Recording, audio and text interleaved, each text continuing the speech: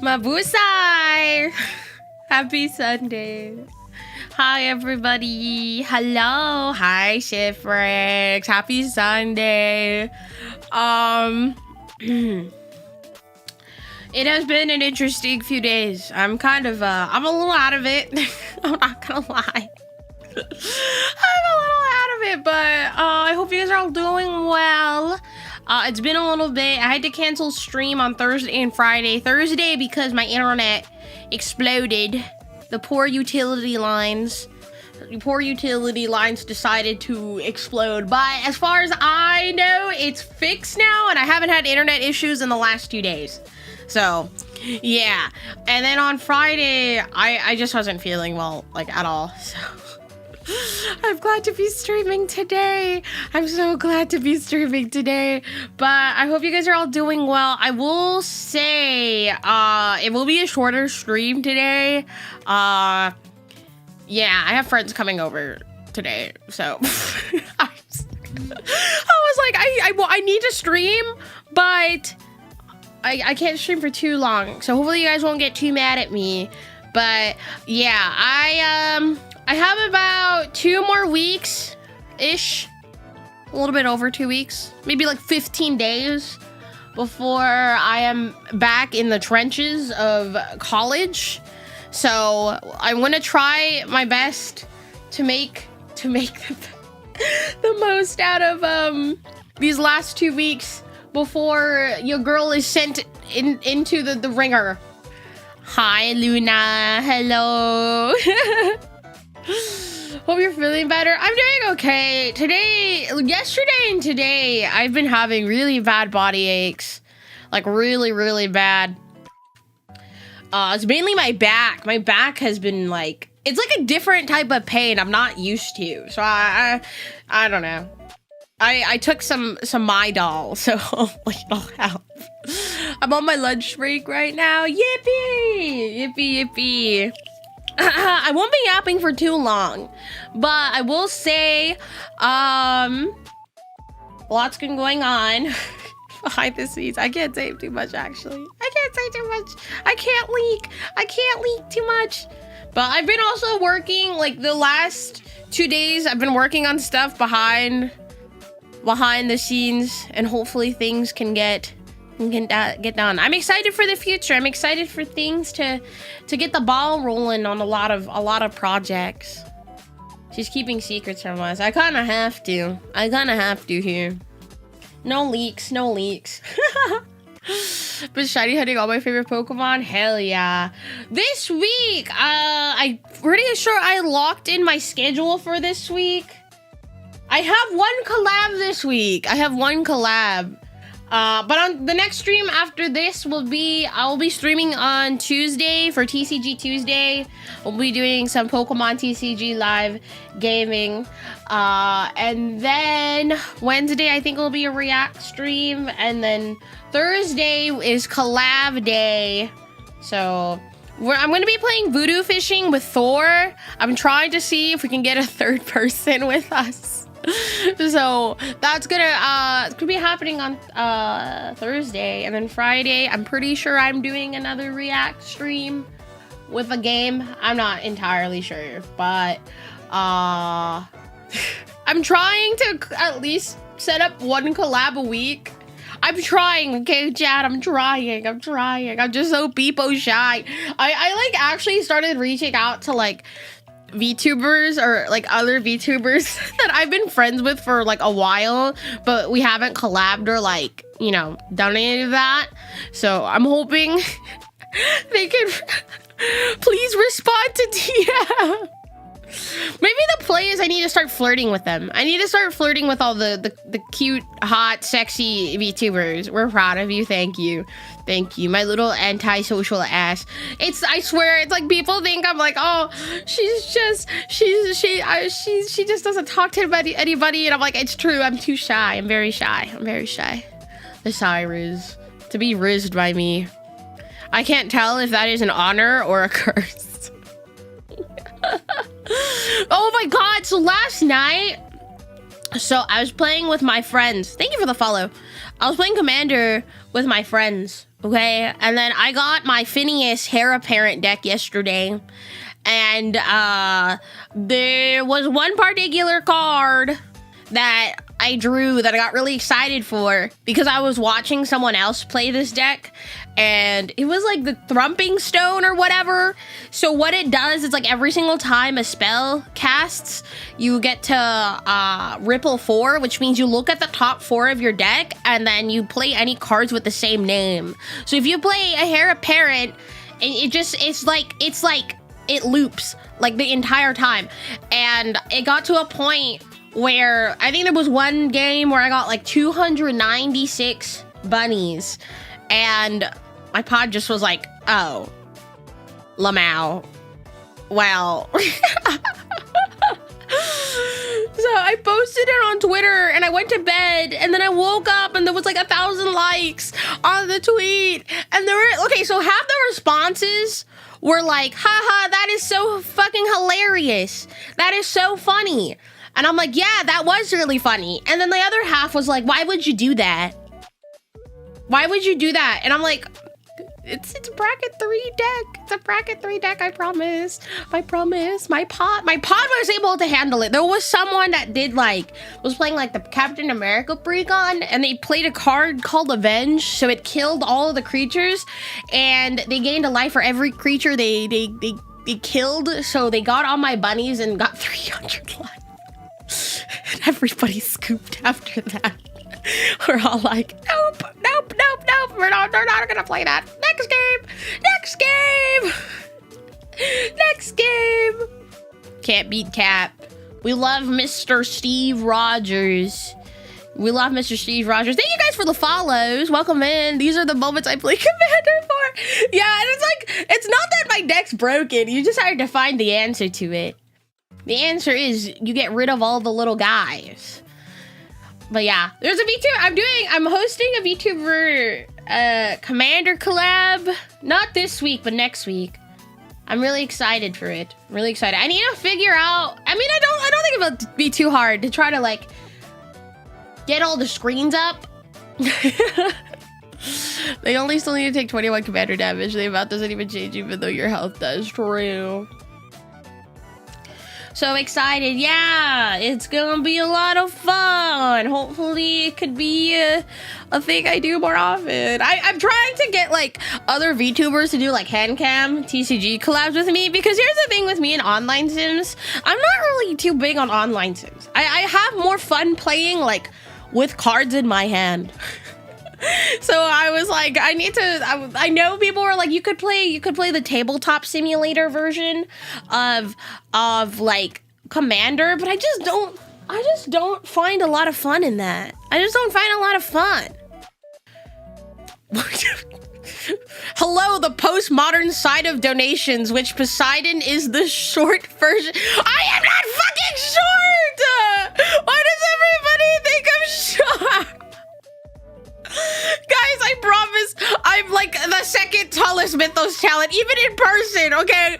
I went to Off Guy. Tell me why everyone else was short. Hi, Maxor. I hope you're doing well. My God, you are. I'm not that. Okay, listen, I'm not like super tall, but I'm not like super short either. Can confirm she is taller than me. That is true. I am taller than you. Do I sound like I'm tall? Also, guys, don't mind me. I'm gonna clean my glasses. They are dirty as fuck. They are dirty as freak. Here, hold on. Don't mind me squinting trying to read chat. Oh, I can't read what chat's saying. I'm cleaning my glasses. Hold up, chat. Hold. I should have done this during the starting soon screen. I should have done this in the starting soon screen. Whoa! I'm squinting to try to see who rated me. Owner, hi. I miss you, Pookie Bear. Hi, Owner. For those who are new here, hi, my name is Poseidon, the goddess of the seas, earthquakes, and horses, and I'm a VTuber with a VTuber talent agency, Mythos! Thank you so much for the raid! I love card games, I love Pokemon. I'm just a silly sea goddess. I'm just a silly, stupid sea goddess. Wait, Luna, you do sound like you're tall. Had to squat down. Okay, listen.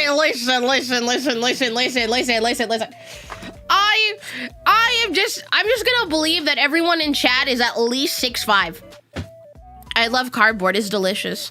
You know, I have definitely eaten pieces of a Pokemon card, and I think the newer ones taste better than the older ones. There's just like that nice chemical flavor. I don't know how to describe it. They be putting some like new chemicals in the new Pokemon cards that make them taste better. I bet Psy 8 ends pee-pee. No comment. I no comment. I've only eaten Magic cards. Magic cards. I should try Pokemon. Oh no! Eating Pokemon cards on stream. I'm gonna eat my Charizard, my Phantasmal Flames Charizard SIR. I'm just kidding. I don't own one of those. I really should try to pull one.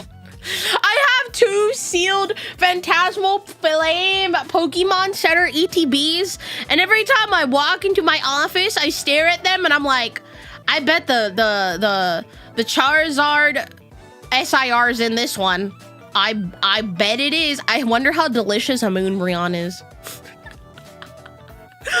Oh my god. I wonder how delicious. Taunting you like the Green Goblin mask. Wet Goat Bussy? That is a banger username. Thank you for the follow. Do not eat the Moonbreon. Road diggers. What it do, cuh? How do I respond to that? How does one respond to that? Schrodinger's Charizard. Sai is hip. I am very hip and cool. Trust. I am very hip and cool. Nothing much happened to you. I had Final Fantasy's collector's booster taunting me through Christmas. I caved and I ended up pulling a Surge Foil Ishtola. Wait, that's kind of sick. What's poppin', young blood? I don't know this lingo, guys. What is this like the Gen Z lingo I say as I am part of the Gen Z generation?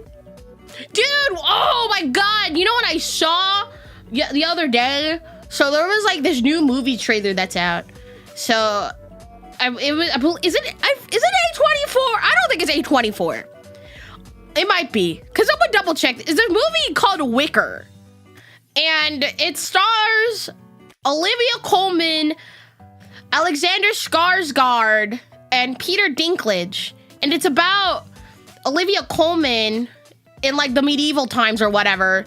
She's an older fisherman lady who is like lonely and weird. So she asks Peter Dinklage, who just happens to be like, I guess the sorcerer of the town or whatever. And she's like, make me a husband. So then this guy, Peter Dinklage's character, makes her a husband out of wicker. Like the stuff they make baskets out of. And then the husband is played by Alexander Skarsgård. And like the first half of the trailer is just like, oh, whatever. And then the entirety of the second half of the trailer is just Olivia Colman and Alexander Skarsgård just fucking the entire time. It's actually so funny. And I will be sat in the theater watching that. They made this movie for the Book Talk girlies. They did. And now it's like my social media feed is just girls being down bad for items made out of wicker. So like baskets, chairs, like I was like, if I had to put a wicker husband's schlong in me, I'm pretty sure I would get some sort of splinter in my coochie. If you are wanting to watch this trailer, go look up on YouTube, Wicker movie trailer UK version. Very specifically, the UK version. Don't watch the other ones. Watch the UK version, because if you watch the UK version, you can see Alexander's Skarsgård, his schlong. You can see his schlong in it. He's just like really thick, hard wicker cock. It's in the trailer. Go watch it. I can't put it on Twitch, but yeah. I could not believe the trailer I was watching, but I also kind of like it. They made it for my demographic. All the book talk girlies are celebrating today. Me, I'm celebrating. Bad Dragon's about to get a product line. Tell me when Bad Dragon drops the new drop. The heat is getting to Psy. I know, it's making me a little delirious. It's making me a little loco. It's making me a little cuckoo. It's messing with the chemistry and the hormones in my brain.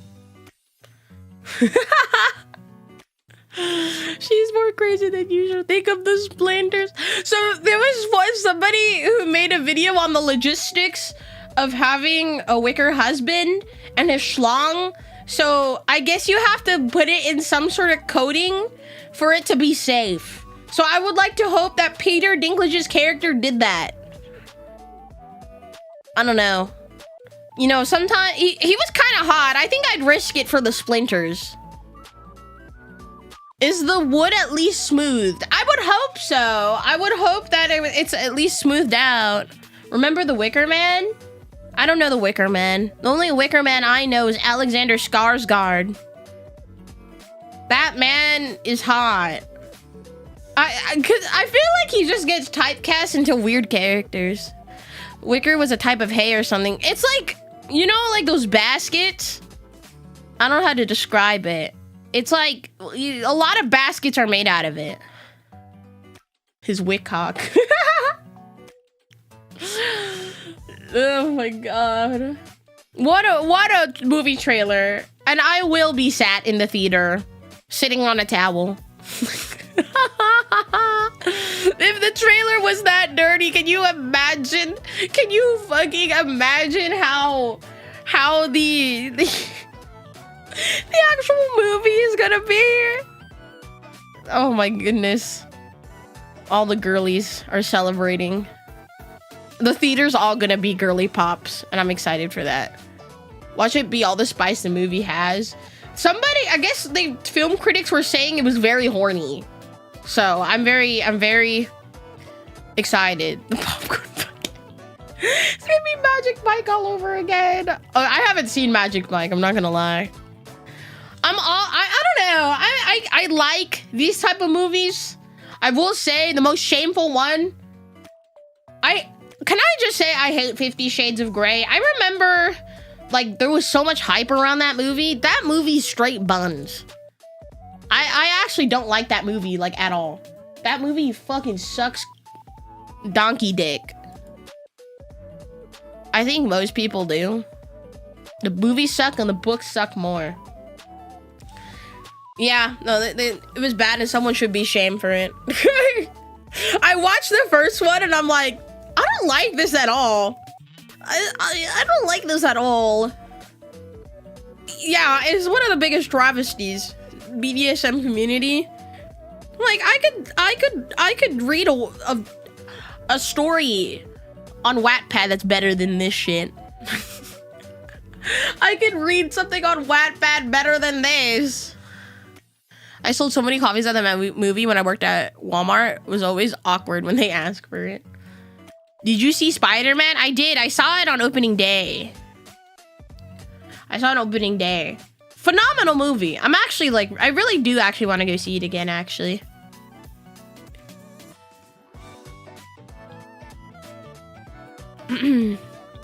Why did they have a kid in book 3? I don't know.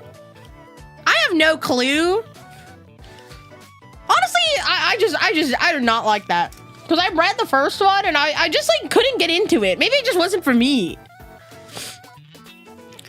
Handle the kid better than Twilight. Okay, listen. Twilight is a cinematic masterpiece.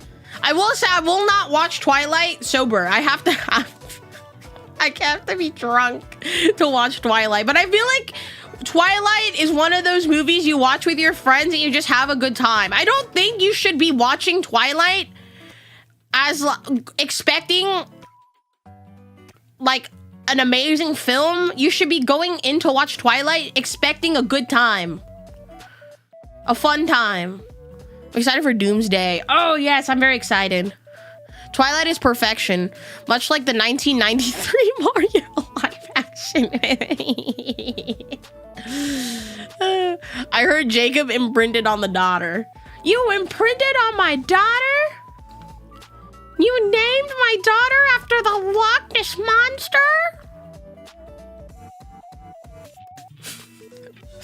The first one was fun to make fun of, but it progressively gets more pathetic as they go. I think the last movie is like the funniest one to me. It's like the fuck. It's so ridiculous, and that's why it's so fun to watch. I think people should watch movies to have fun more often than going into like try to break down every single scene. I've watched Robots and Barnyard while high with friends, and that was an experience. Robots is also a cinematic masterpiece. I wrote a paper in high school on the Robots movie. I wrote a paper in high school about it. The 1995 Fantastic Four movie that got taken down from the internet was the best and funnest movie ever. I didn't even know there was a 1995 Fantastic Four movie. What? The giant? Yeah, what's her name? It was the aunt. She was voiced by Jennifer Coolidge, and she had the big butt. Aunt Fanny, there we go. We've talked about Aunt Fanny a few times on stream. She has like a huge ass gat. All right, her ass is so big. Low key, I'd smash Aunt Fanny.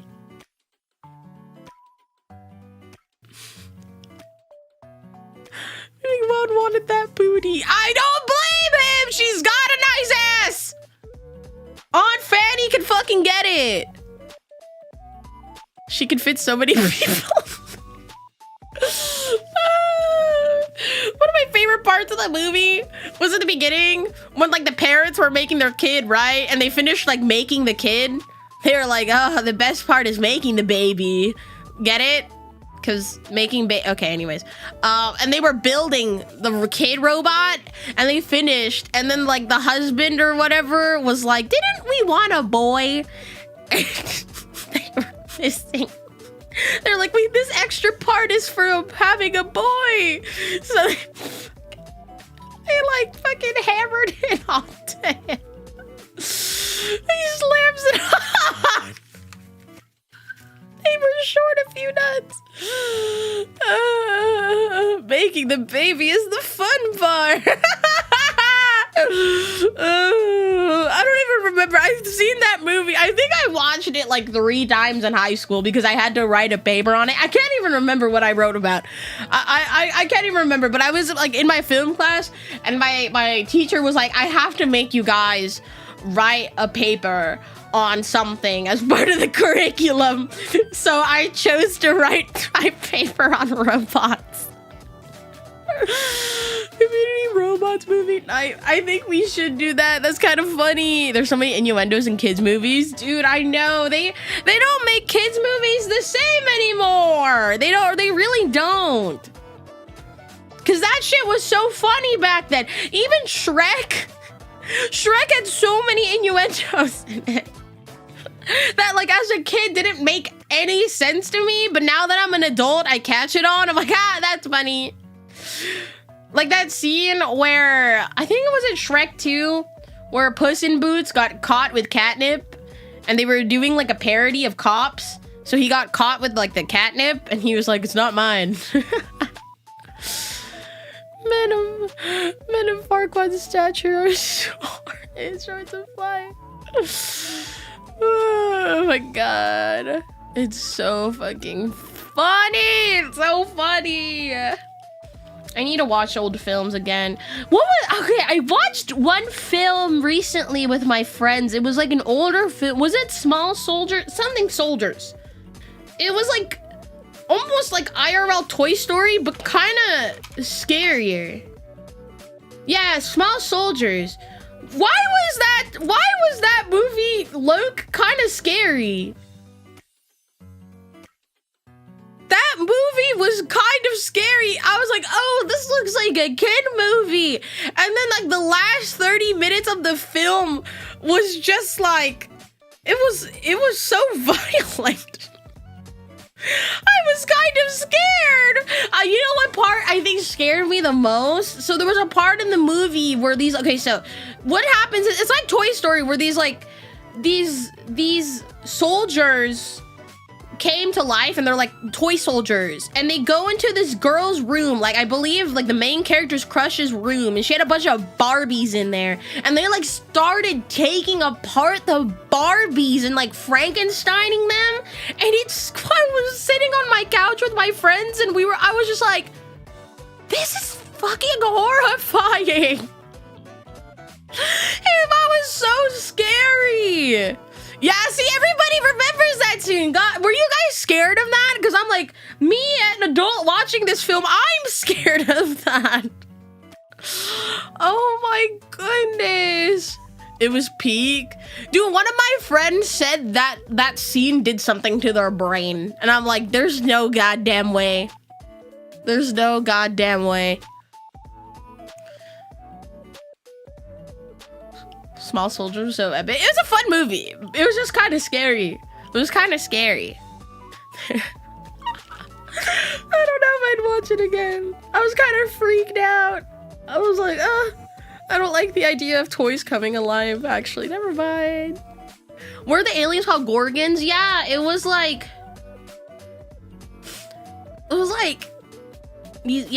some sort of alien race. The Gorgonites, yes! I can see it. You develop your weird taste. Your sacrifice will not be in vain. Rips head off. What a time. What a time. I don't know if I'd watch that movie again. It kind of freaked me out. Maybe we could watch that during Halloween. You know what one of my favorite Halloween movies as a kid was? There was this like cartoon series called Scary Godmother or whatever. Scary whatever mother, which I don't fucking know. I remember loving that as a kid, and then I rewatched it like a while back, and I'm like, holy fuck, the animation is so buns. But it was still really fun to watch. I had a huge crush on the witch. Dude, I had a huge crush on, what was it, the wolf guy or whatever? I don't remember. Remember they played that in my dentist's office all the time for some reason. Someone had that shit on DVD. Yeah, the animation is actually buns. Not the bum-ass wolf. I can fix him. I can fix him. Yeah, Scary Godmother was on, it was on Cartoon Network. It was. I'm so excited for Halloween. I feel like once September hits, I will be in like fall mode.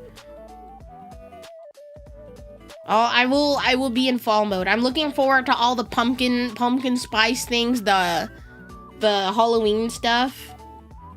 Every year, like clockwork, they'd play that movie. Oh my god, Hoodwinked. That was also a film that like I watched clips of in recent times, and I was like, oh my god, this like looks so bad. But I remember it was like a lot better when I was younger.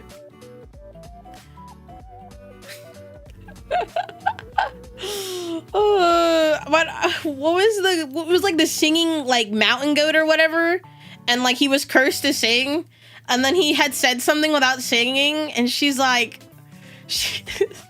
Red, I guess, was like, wait, you didn't sing that or whatever, and he's like, did I? The animation was faithful. There's a Hoodwinked book. Wasn't there like a sequel to Hoodwinked? Or am I like crazy? I don't remember. Now that's bad animation. Yeah, That was an interesting time. There was. It was? What the heck? Oh yeah, Goosebumps. Old Goosebumps.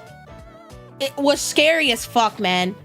The mask episode is still like ingrained in my brain.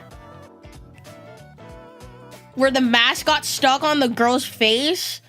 Oh my god, I cannot tell you how scared I was as a kid watching that shit. I remember my mom actually had to turn off the TV and she was like, no, we're not watching this anymore. And I'm like, I'm scared. Can I sleep in your room? Superhero episode. I don't know if I've watched that one. I remember the mask episode was the scariest one to me. Honda mask was so horrifying and the little brother put it on at the end. Yeah, when that happened, I think I was like, ah! Ah! The sponge one was hilarious. Yeah, some episodes were like definitely a little goofier than others. The Say Cheese and Die one I remember was also scary. Didn't they reboot Goosebumps or am I crazy? I could have sworn they made like a Goosebumps movie and it had like Jack Black in it or some shit. And like apparently it was Buns. I think the twist at the end of Summer Camp episode where it's revealed they weren't even human was kind of cool. The Jack Black movie is real. It's super ass. Oh god. They made 2? There's 2? They had the real R.L. Stine cameo as Jack Black. What? He's playing the guy who wrote Goosebumps. So okay, I'm assuming it was kind of a comedy movie if Jack Black's in it. I feel like in most films Jack Black it's a comedy movie. It was? Oh, okay. I like Jack Black. He's pretty cool. One of my favorite recent, by recent, not really that recent. I guess it's like maybe 8 years ago. I really liked him in Jumanji. Like the first Jumanji, or I guess not the first one. Not the one with Robin Williams, but the one with like Kevin Hart and like Dwayne The Rock Johnson. Can I just say I really like those films? I think they're really funny. Jack Black did a phenomenal job playing a teenage girl. You know, like I like the OG, but I think I like the trilogy ones too. They were cool. Welcome to the Jungle. Yeah, that shit was so funny. I think I've rewatched that film at least 5 times. That movie is hilarious to me. The second one's a lot weaker, I think. But I'm excited for the next one. There's a new one coming out at the end of this year. Cake. Someone feed Kevin Hart cake. Nacho Libre. My friends have been trying to get me to watch Nacho Libre. I actually have never seen Nacho Libre. I've never seen it. And apparently that's a crime. That I've never seen Nacho Libre. Is it actually a good movie? Jack Black has done some absolutely insane movies in his early career. It's not a Jack Black movie. It's another like one of those silly films. It has like Christopher Walken in it. I really like Balls of Fury. That film is so fun. It's one of those 2000 movies that make no sense and have a deep cult following. Like, it's funny, but it's also got heart.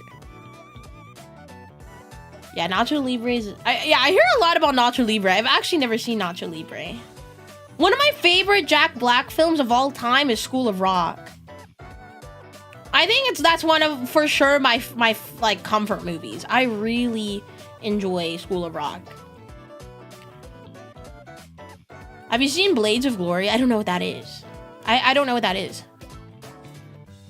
Jack Black is like Nick Cage. Weird ass portfolio, cult following, and beloved for it. You know, I love watching those videos of people and like who live in Los Angeles who are like, oh dude, Jack Black is just on the sidewalk and he's just on a fucking scooter. Kung Fu Panda is better than it has any right to be. Kung Fu Panda is I really like Kung Fu Panda. The first one is great. The second one is like I like the third one. We don't talk about the fourth. The fourth Kung Fu Panda is the worst fucking one. The new generation knows him from Minecraft. The fourth, unfortunately, they did make a fourth. And it's actually straight ass. I don't know what you mean. There's only ever been 3. Yeah, I watched it. And to be fair, I was watching it kind of drunk and with my friends. And it was because it was on, I think, Netflix. And I was sitting there the whole time like, what the fuck am I watching? What am I watching? Even drunk can't save that movie. No, it won't. Would have been a direct to DVD movie, probably. I do like watching movies drunk. I think it's fun. Yeah, Kung Fu Panda 4, as far as I know, doesn't exist. It's just a myth. Kung Fu Panda 4 never happened. It never ever happened. The first is also the best. Master Shifu is Loke hot. No. Tai Lung! Guys, the OG shipwrecks remember my Tai Lung obsession? Dude, I'm not a furry, but I'd like actually fuck Tai Lung. Look, watch. Any of the OG shipwrecks remember this? Does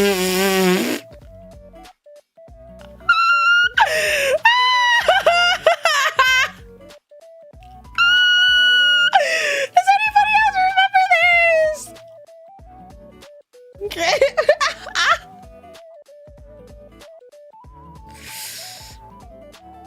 I'm not a furry, but I'd kiss this man. I'd absolutely. That was no, it wasn't. That was not earlier this year. If you look at like, there's actual clips I think people posted on YouTube from like early 2024 of me being down bad for Tai Lung. I think if you actually watch some of my older react videos on my main channel from 2024, there's like Tai Lung down bad there. I swear to God, this has been an old thing. The OG shipwrecks remember this. Yeah, it's in there somewhere. Yeah, Sim knows. Sim's been here for a while. I think since I've debuted. This is not a new thing. I promise you.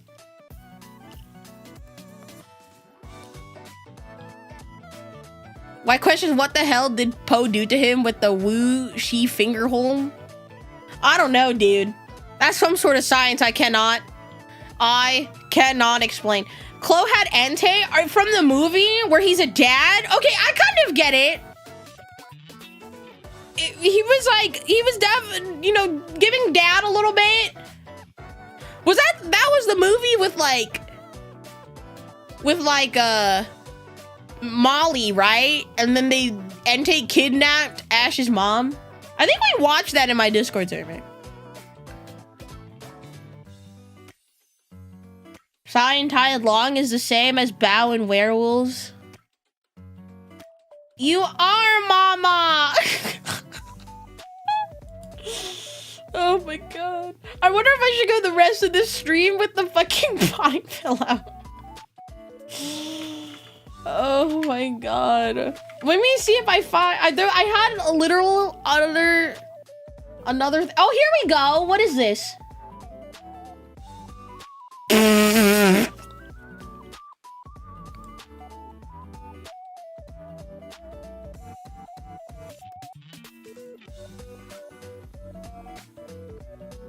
Oh my God, I remember this. I remember I put this on my old phone.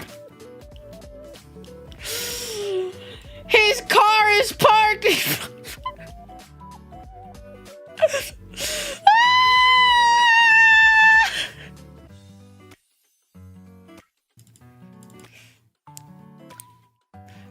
Am I gonna get banned from Twitch?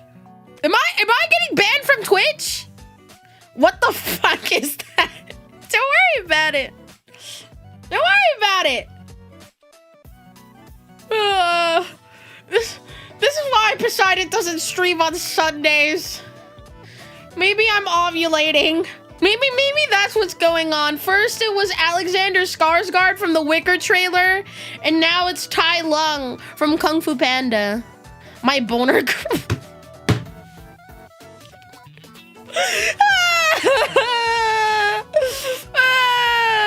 ovulating Sundays. Who let me have a streaming platform? It's just a gooner stream.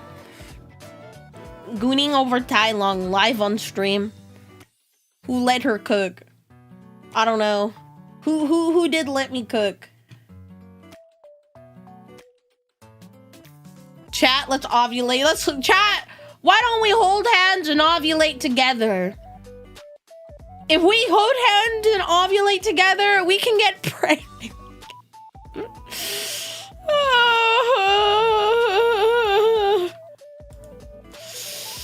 I can't do that. If you wish hard enough, you too can ovulate. Okay. I'm gonna post this on my Twitter. Hold up. I have to farm likes with this. Me when I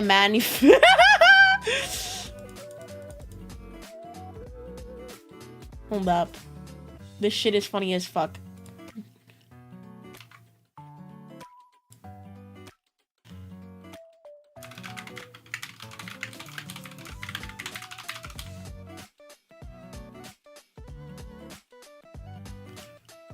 Okay, there we go. Everybody go like this tweet. What the hell are we doing? Don't worry about it. Don't worry about it. Don't worry about it. Smiles. Don't worry about it, Smiles. But I'm not on Twitter. It's probably for the best, bro. It's probably for the best. Honestly, if I had a choice, I wouldn't be on Twitter. But unfortunately, being a VTuber, it's almost required to be on Twitter. Twitter is so ass. Real X. Nobody, okay, I have literally never met a single person that refers to X as actual X. I think most people still refer to it as Twitter.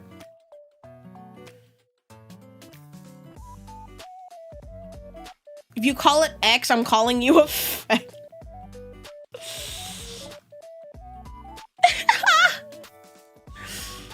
The only people that say X are I just call it Twitter because that's what I grew up calling this social media platform. I'm not gonna change it. I don't care how rich Leon Scum is. The site is called Twitter. Real and true. Like if you type twitter.com on your URL thing on your browser, it'll still link you to X. That's crazy. People call it X when they talk about a professional setting. Yeah, so like if you see on my link tree, I put it as X, but then in parentheses, formerly Twitter. It's always X, formerly known as Twitter. Oh my god. The only person who calls it X is Elon. Leon? I just like correcting people about it. Well, I'll let you know right now, most people don't call it X. And I will always refer to it as Twitter. I am not exactly a big fan of Leon.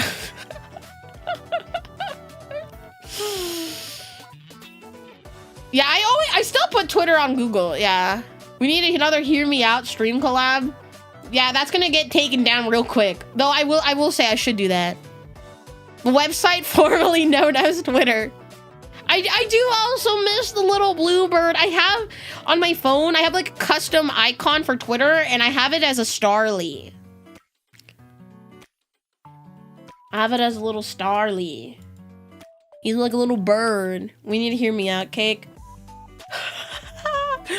Oh no. I should do why not Swablu? I just had it as Snarly. I just had it as Snarly. Hear me out, cake. That's gonna be a 12 layered cake. Make sure Sai never learns about Moemon. I could not tell you how many people have told me to go react to Moemon or play Moemon. Oh, Mythos, hear me out, cake collab. Oh, if I didn't hear me out, I'd have some really diabolical answers. I really would. You know who I would smash? Kevin from Up. She's so hot. That's a mother right there. That is a mother. That is mommy. Oh wow, it's Pokemon. That's crazy. Yeah. How were Pokemon replaced? Kevin the big bird. Yeah, Kevin's a mother. She's a mom. Yes, that's mommy. I love Kevin from Up. Okay, people were getting mad at me over wanting to fuck Doc Hudson from Cars. Apparently that's where the line is drawn. You guys cannot tell me Doc Hudson isn't hot.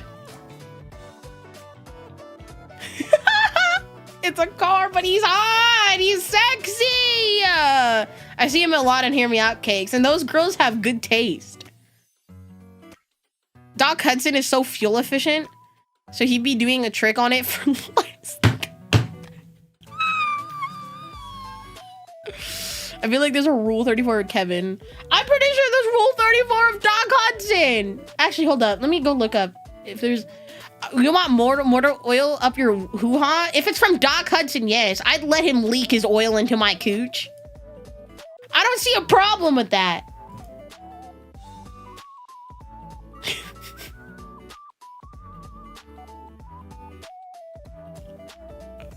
The leak is horrible. He's gonna blow his cool.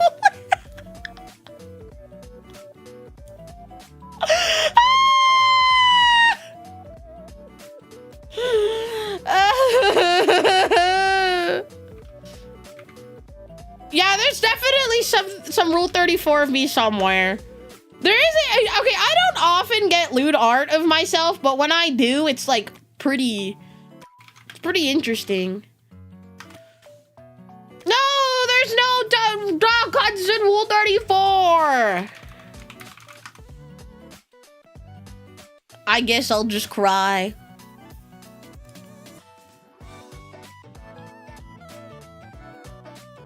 There's no Doc Hudson Rule 34.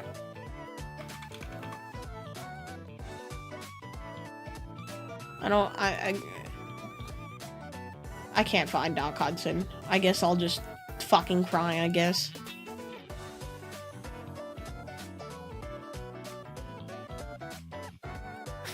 Like, here's a joke. What did the elephant say to the nudist? How do you eat with that thing? What?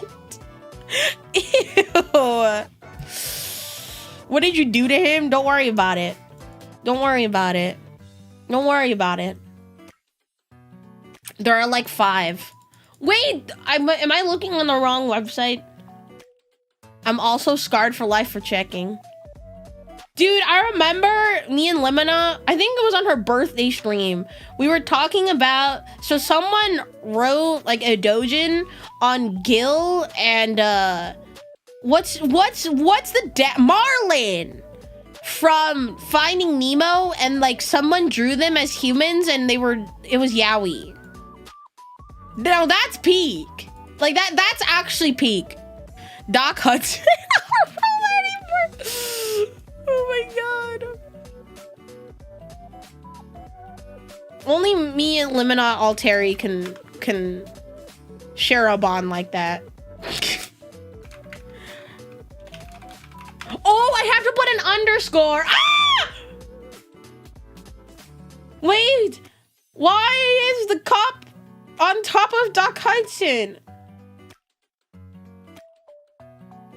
Why is he... Wait, that's so funny. I'm going to close this before I get a virus? How do I refund myself? Chat, no, don't leave me. It's just, I don't know. I might be ovulating. Doc Hudson takes it. Wait, look, maybe Doc Hudson is a bottom. My poor eyes. Talk about your merch. Yes, guys. If you want more Poseidon, go buy my merch. There's like 1 week left before pre-orders end. Go buy my merch. The link is pinned in the chat. You already have what it's V. No! I meant a computer virus. What am I listening to? Should we react? I said we weren't gonna yap much, and we were gonna go to reacting. Hydrates how you're right. Today, I'm not lying, I swear to God. We are drinking doggy style from Gamer Subs. It's a Buff Pups flavor. So use code Shipwreck and check out for 10% off. Anyways, yeah, I'm drinking doggy style. How did we get from Jack Black to Doc Hudson R34? I don't know. How did we get there?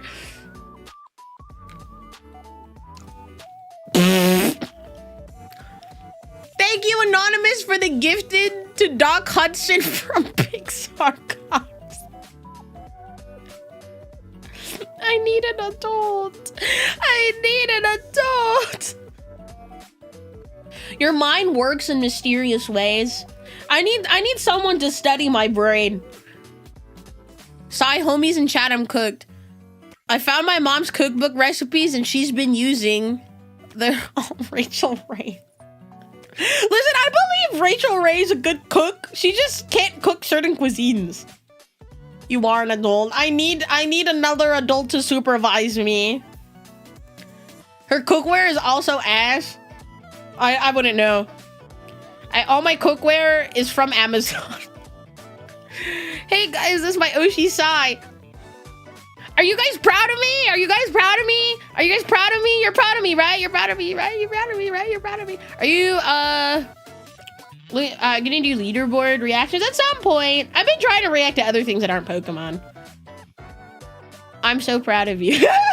Thanks. Funny enough, actually, none of the reactions today are Pokemon. We're reacting to oversimplified chat history, the most one-side. We're reacting to a lot of history videos today, and then also, is it Smitty compilation? We're gonna react to that. I've only seen her from YouTube videos. I might need to go back. No, don't leave. Who did that? I can't believe I'm getting harassed by my chat. On a Sunday? Why would you do this to me? I did nothing wrong. What's wrong with liking a really hot leopard guy? Deserved. You say that like that doesn't happen. Payback for Doc Hudson.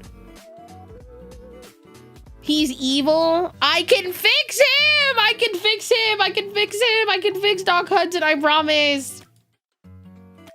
Type 1 in chat if you think I could fix not Doc Hudson. Tai Lung. I could also fix Doc Hudson. Why are we typing 2? Stop typing 2 in my chat. Stop. Thank you for the ones. You know, the very few of you that typed 1, thank you.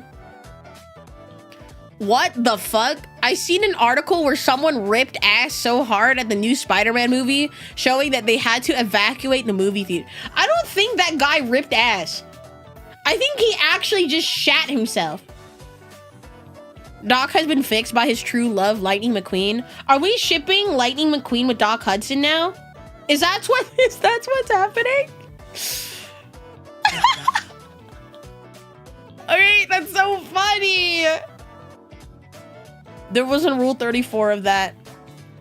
Old Man Yowie is an untapped market. Old Man Yowie, I haven't personally consumed Old Man Yowie, but maybe I should look into it. I'm at least one of very few chat members who doesn't judge the goddess of the seas. The world needs more old cars. Are we doing cars yaoi now? Because Mater already got lightning hooked.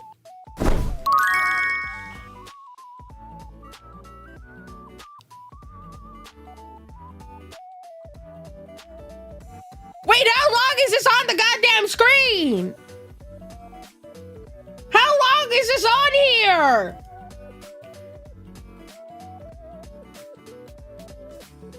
When is it leaving? Thank you for the super chat. I hope you're having a great day. I hope you eventually react to Chugga Conroy's video on the pole walker. Poke Walker. Oh, like from Heart Gold Soul Silver? From Heart Gold Soul Silver, I lost mine. I don't know where my Poke Walker went. Rest in peace, my Heart Gold Soul Silver Poke Walker that I'll never see again for the rest of my life. I heard they're not that expensive. I heard they're not that expensive. I don't know who Chugga is. What, we keep being Psy here forever? Guys, we should react. I actually have to end stream by like 4 p.m. I'm gonna remove.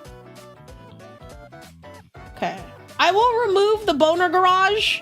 I will not remove the body pillow. I think the body pillow makes things funny. I think it makes things really funny.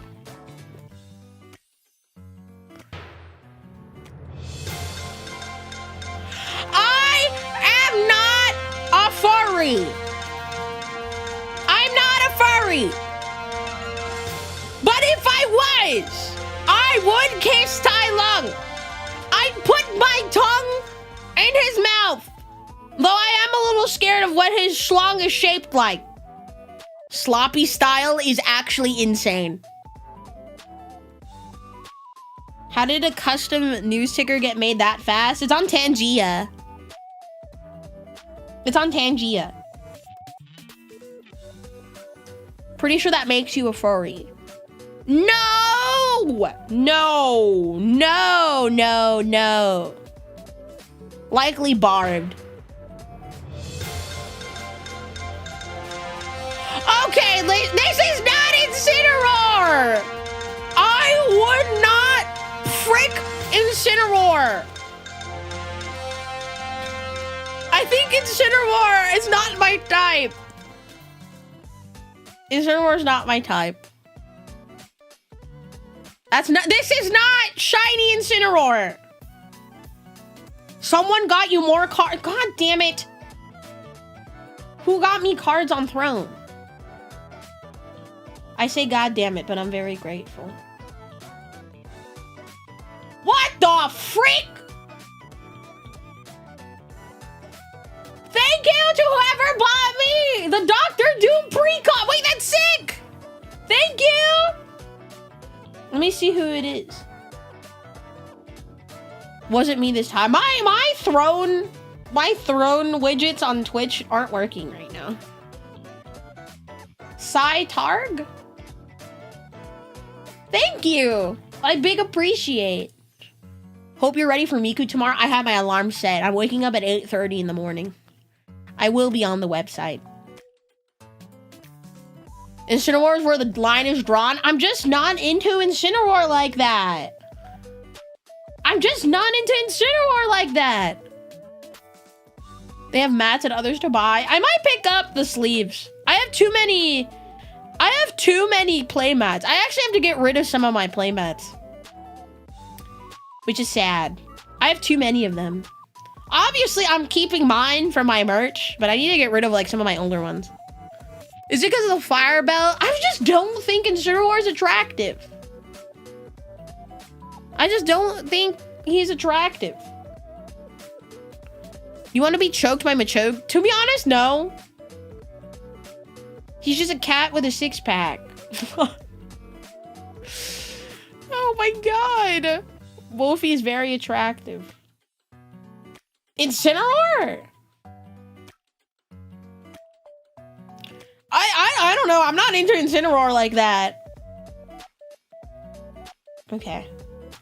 Let me move some stuff around. I hope you guys don't mind the body pillow for today. I already can see the YouTube comments. When this gets uploaded, I can already foresee them. They're gonna say something along the signs of, like, what the fuck? Sai isn't a freak. She only likes things like Doc Hudson. I'd fuck Gil from Finding Nemo. And listen, I am literally a sea goddess, okay? I should be allowed to fuck a fish. Gil, yes! Gil! From Finding Nemo!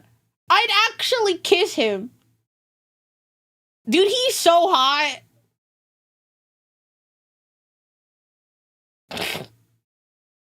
Dude, he's so sexy. I like how the music stopped too. I turned it off. You like Tai Lung, but not his fire dark. I don't think Tai Lung and Incineroar are related. I've seen a lot of VTubers into him too. Yeah, they have good taste. They got good taste. I don't know. What's his face? It's not Christopher Walken. Who's the one that voices Gil? He's also the Green Goblin. I was gonna say Christopher Walken, but those are two very different people. What is his name? The voice actor for Gil from Finding Nemo. Willem Dafoe. There we go. There we go. I remember I tweeted about, like, the Hear Me Out with Gil, and someone was in the comments like, I think you just like Willem Dafoe. I'm like, no, I just like Gil. I don't think I'd kiss Willem Dafoe. I don't think I would. I don't like Willem Dafoe like that. Kanye West South Park episode is playing in my head right now. I don't understand. I'm sorry. I'm not a South Park girly. I nicknamed my shiny Grimmsnarl after Willem Dafoe. Yeah, Willem Dafoe voices Gil from Finding Nemo. Keep Sai away from fish, cars, and... What the fuck? Sai has a crush on the one fish from Finding Nemo. What do you mean one fish? The entire movie is fishes!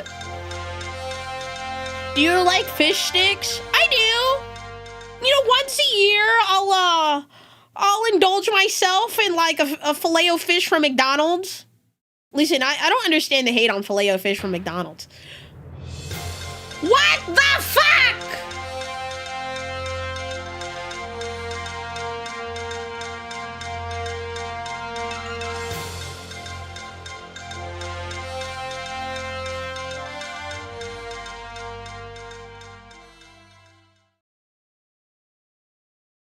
I gave chat way too much power. That was kind of my fault, wasn't it?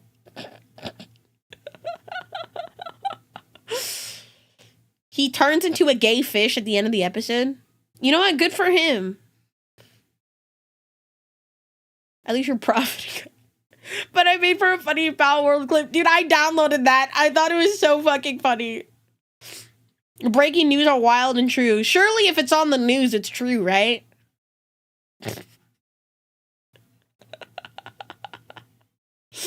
Surely if it's on the news, it's true, right? Right. Smiles. We will free those slaves. They're not slaves, okay? My pals in Pal World are really honest, hard workers. They get benefits, I promise. They have a 401k, health, dental and vision insurance, paid time off, paid vacations.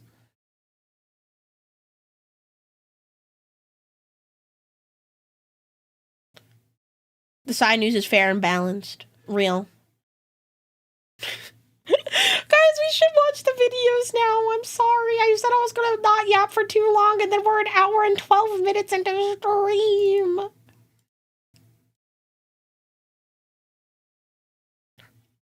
I have honestly not consumed very... It's called... He goes by Smitty, right? I'm not crazy. Smeety? Smee7Y? It's pretty sure it's Smitty. I'm pretty sure I've heard most people refer to Smitty. I haven't consumed much Smitty content, so today will be interesting. And before anybody asks, Poseidon, why the fuck are you holding a Thai long body pillow? Don't worry about it. Mind your business. Anyway, modded GTA 5 races were a fantastic idea by Smitty. Well, no, you're about to see it. Essentially, Nogla had a GTA 5 mod commissioned where your vehicle would change every 15 seconds. So we thought, why don't we try to race while the mod is active? It was a fantastic idea. If you change the vehicle, does it change how it operates? Like how fast it goes and how you pilot it? Yeah. Not only that, but because it's okay, chat, no, I'm not a furry. It's modded. Don't lie to YouTube. Change our player characters. Like, who thought it was a good idea to allow me to become Kermit the Frog in GTA? Kermit the Frog in GTA. He has to talk like Kermit the Frog if he's gonna be Kermit the Frog, right?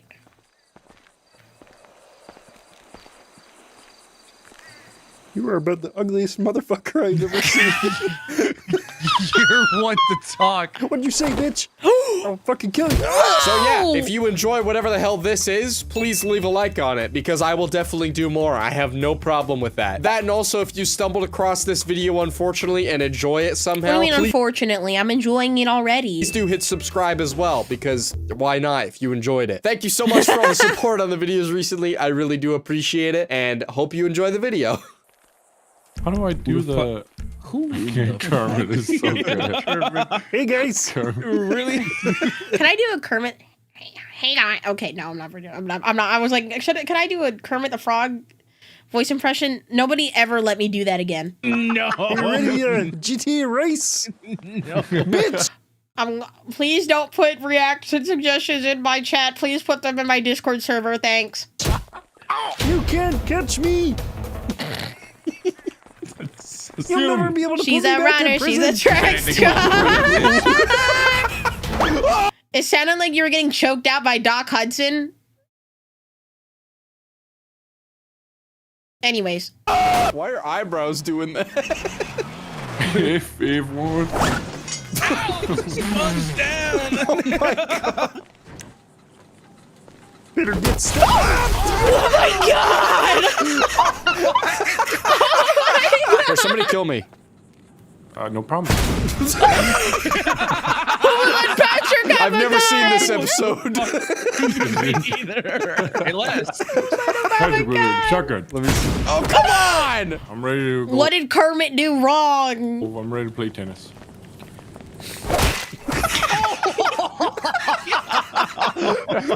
Fuck your life. Wait, when does he change? Bing bong. We're doing the races.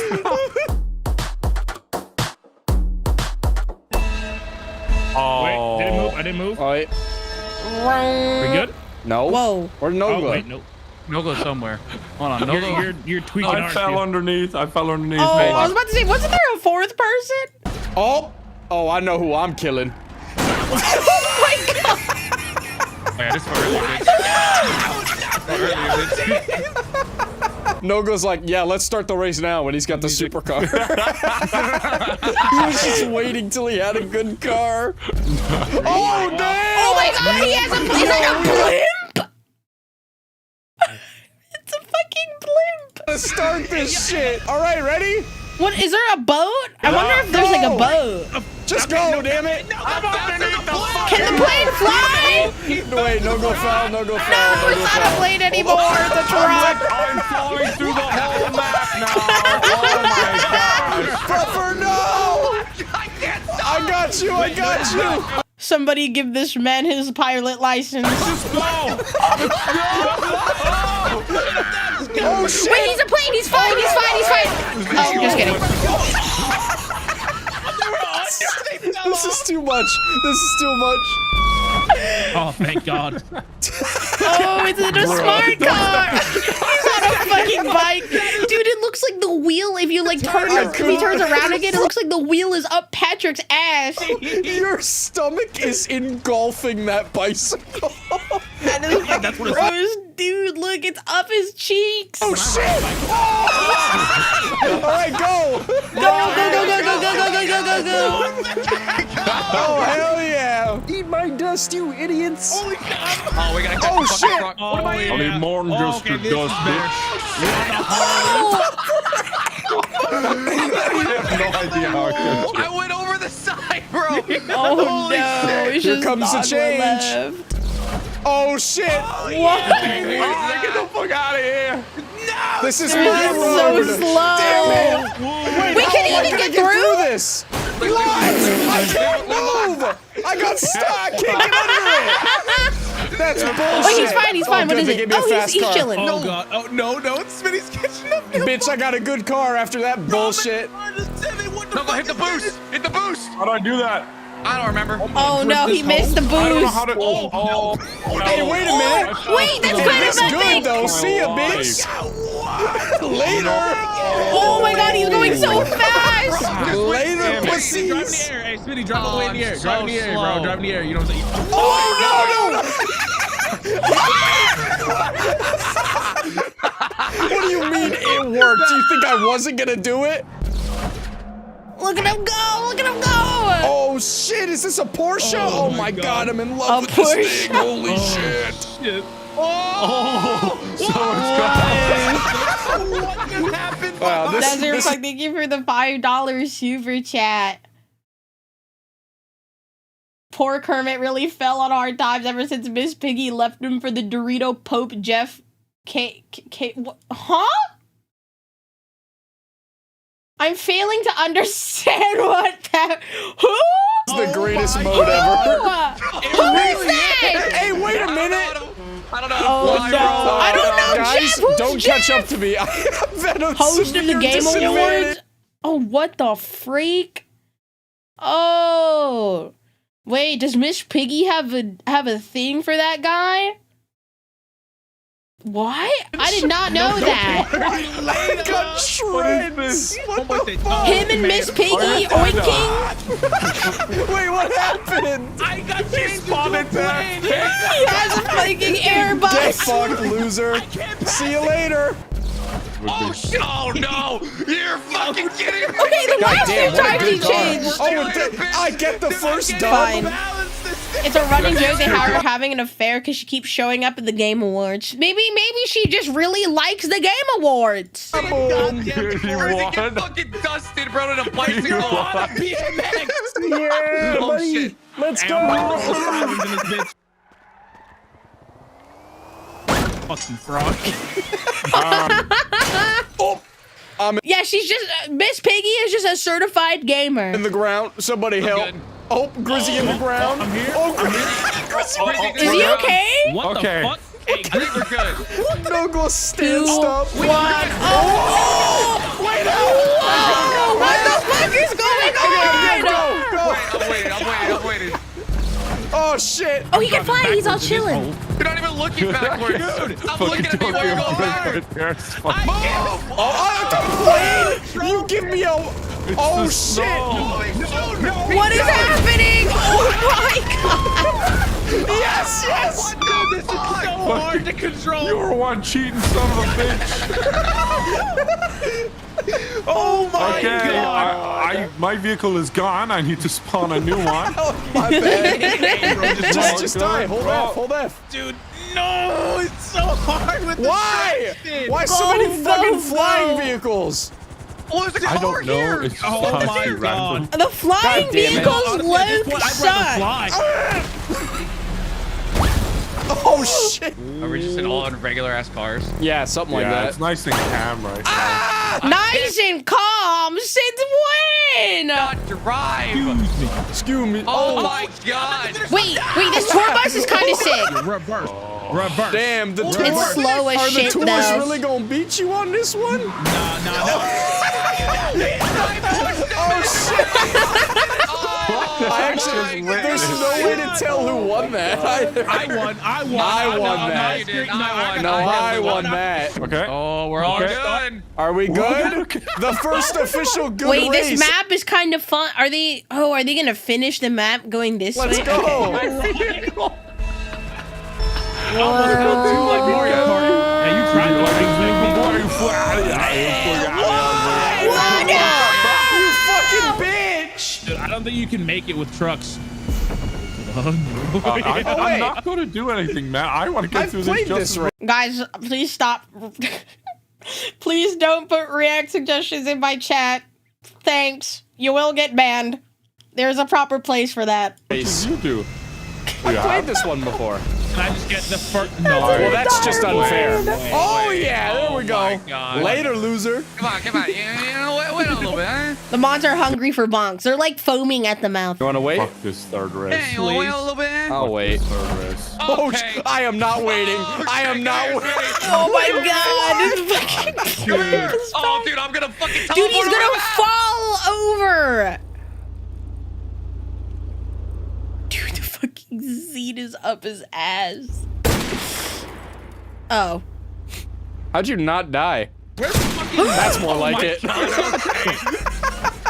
No, That's more like it. Hey, wait a minute. What'd you just throw on me, Flanders? Oh, no.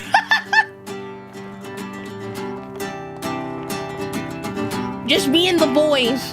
Oh, SpongeBob. I love you so much. Are they gonna kiss? SpongeBob. You're my favorite sponge in the ocean. Is this Riz? I love you so much. I want to touch. What? He starts fucking walking away. You keep your hands away from my holes. So, if SpongeBob has that many holes, how many of them are usable? So many holes. I'm asking the real questions here. Why is this in the middle of a GTA Races video? I have no idea. We need a break. We literally stopped the race to do this. We have to wait for Nogla. No one answer, please. All right, boys. Finally continuing the race. All right, let's go. 3 minutes later. Broom, broom, broom, broom. Oh, dude, what Excuse the me, fuck Grizzy. is this? I have a gun. Bitch. Oh, Why my- would you do that? No glory. What'd you do? I'm not doing nothing, Did you bro. Oh, shit. Oh, shit. Oh my god. Sick, dude. Oh my god! I can't Fell believe off the it. map. That's the finish. Oh, I won. I missed the fucking checkpoint. I was staring at the plane. I won. Oh my god. Fuck you, Puffer. Don't let him finish. Don't let him finish. Let him go, let him go, let him It's not go! letting me change, dude. It just doesn't let me change. Oh my god, the plane! There's two planes! I can't do anything. I can't do anything. Why is it This not ridiculous. switching? No. I don't What know! do you think? Sit still. What is Sit still. happening? There you go. You're good. I'm just blowing up over and over Is again. Grizzy got the plane now? He's got the plane. You know what time it is? I don't want to know what time it wait is. till I get out. Okay. What time is it, bitch? It's music. Bro. Oh, my bad. I thought you were gonna Like, kill I'm- me. I thought you were Nah, gonna kill me. I'm just trying to play some Travis house. Scott stage.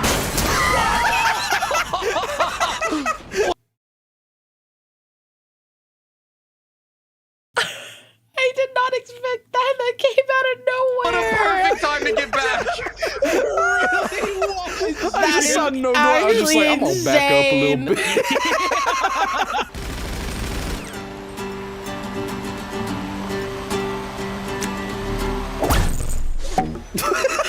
It's just sitting there. You just changed instruments.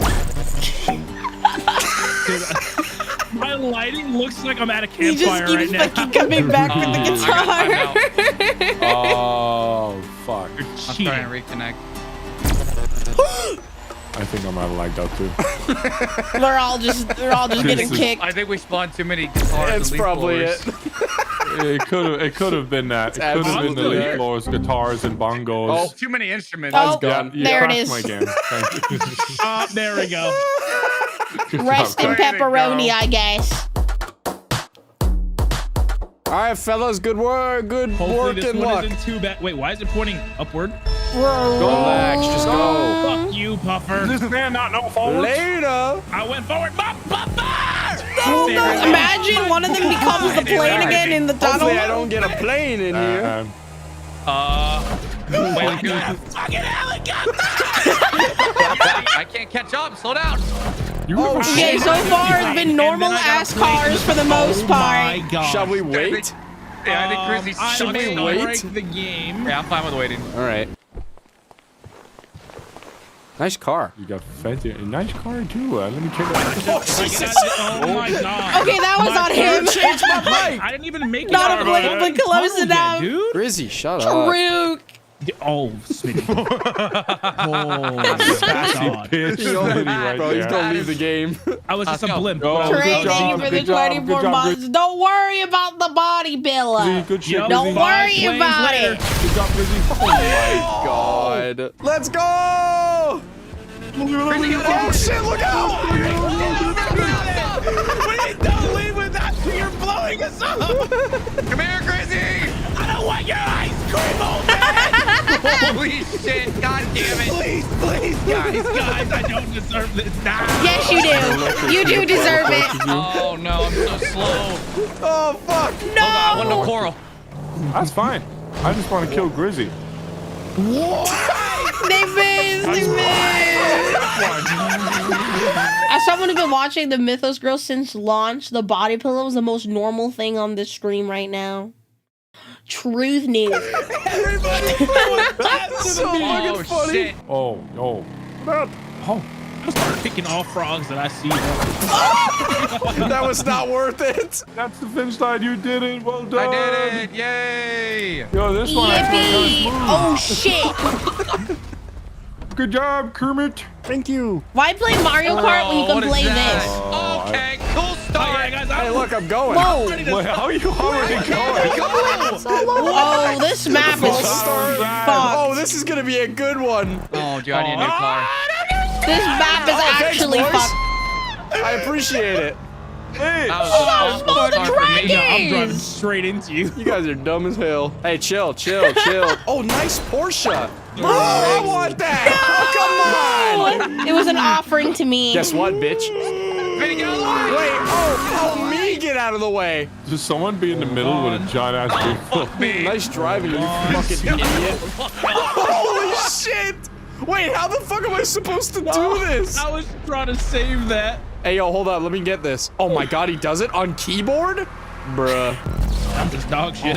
There we go. There we go. Smitty. Hey, yo. Oh no, not this beat. Someone Thank get you. me a fucking You're Amish welcome for tractor. the lift. Oh no. The 1930s. This is actually the easiest one. Now I think about it. You're gonna He's gonna switch fall right into now. the ocean. No, where do you have to go? You made a start. left. We go into the sea, we get offered to Sai? Maybe. I cannot guarantee. Bring me in the helicopter. I cannot guarantee. Wait, you could fly out of He's gonna this. save it. Oh god, no. I swear the planes are cheating, dude. They are. Wait, he hit him perfectly. The fucking controls are not working! Bro, I got thrown into the... That's stupid. That's stupid. Whoever made this fucking... You green bitch. Oh, that's not racially fused right there. Oh, no. That's not racially fused. That's the taco truck. Change cars and it Where fucked am I gonna eat my puche tacos? me up. Oh, shit! I just switched to my back cam to watch that happen. Oh, the finish line. Now, I guess, Oh, yeah, if shouldn't they have threw said the that. I'm taco gonna truck get in the W. ocean, that's for me now. Right here, Rizzy. Oh, that's the finish, baby. I'm gonna get and celebrate. I would have stopped you if it wasn't for this stupid ass dump truck. I'll be here. Just drinking my coffee. Yeah, I'll be back soon. Seafood taco sounds so good. Kermit away. Where'd you go? Kermit, no! He's Kermitting! I didn't fucking see dive into the You should have been ocean. looking at me, bro. When you gotta guide SpongeBob and Patrick back to their home. They are playing David Hasselhoff from the SpongeBob movie. when he was trying to take him back to the Bikini Bottom. Races with your It was a lot of fun, guys. I'll see you. But I gotta go home I had a to my great time. rock. All right. Yeah, it was shit sometimes. Synchronized But, dive still on fun. 3. 1, All right. 2, About to get a 3. gold medal at the Olympics. Space God damn it! Why did the two sea creatures not know how to do it on time? Guys, I got a car. Can you die? Oh, Oh hell yeah! It's a Ooh, diving wait, board. that was a good one. Diving board. I think that's at least a silver medal contender. Let's give it a go. Ooh, did it right there. Ooh. No clip midair. It looks so good. Launch He me. fell on his I just discovered something. Wait. Oh my god. If you have no Yeah, clip this watch, is how I just go watch, back home. I'm watching. Towards From the the truck. land. Watch towards the truck. You see where my name is? Yeah, Ready? yeah. No, I gotta do that. If you dive while you're fucking. Wait, hold on. Oh my god. Wait, hold on. Incoming!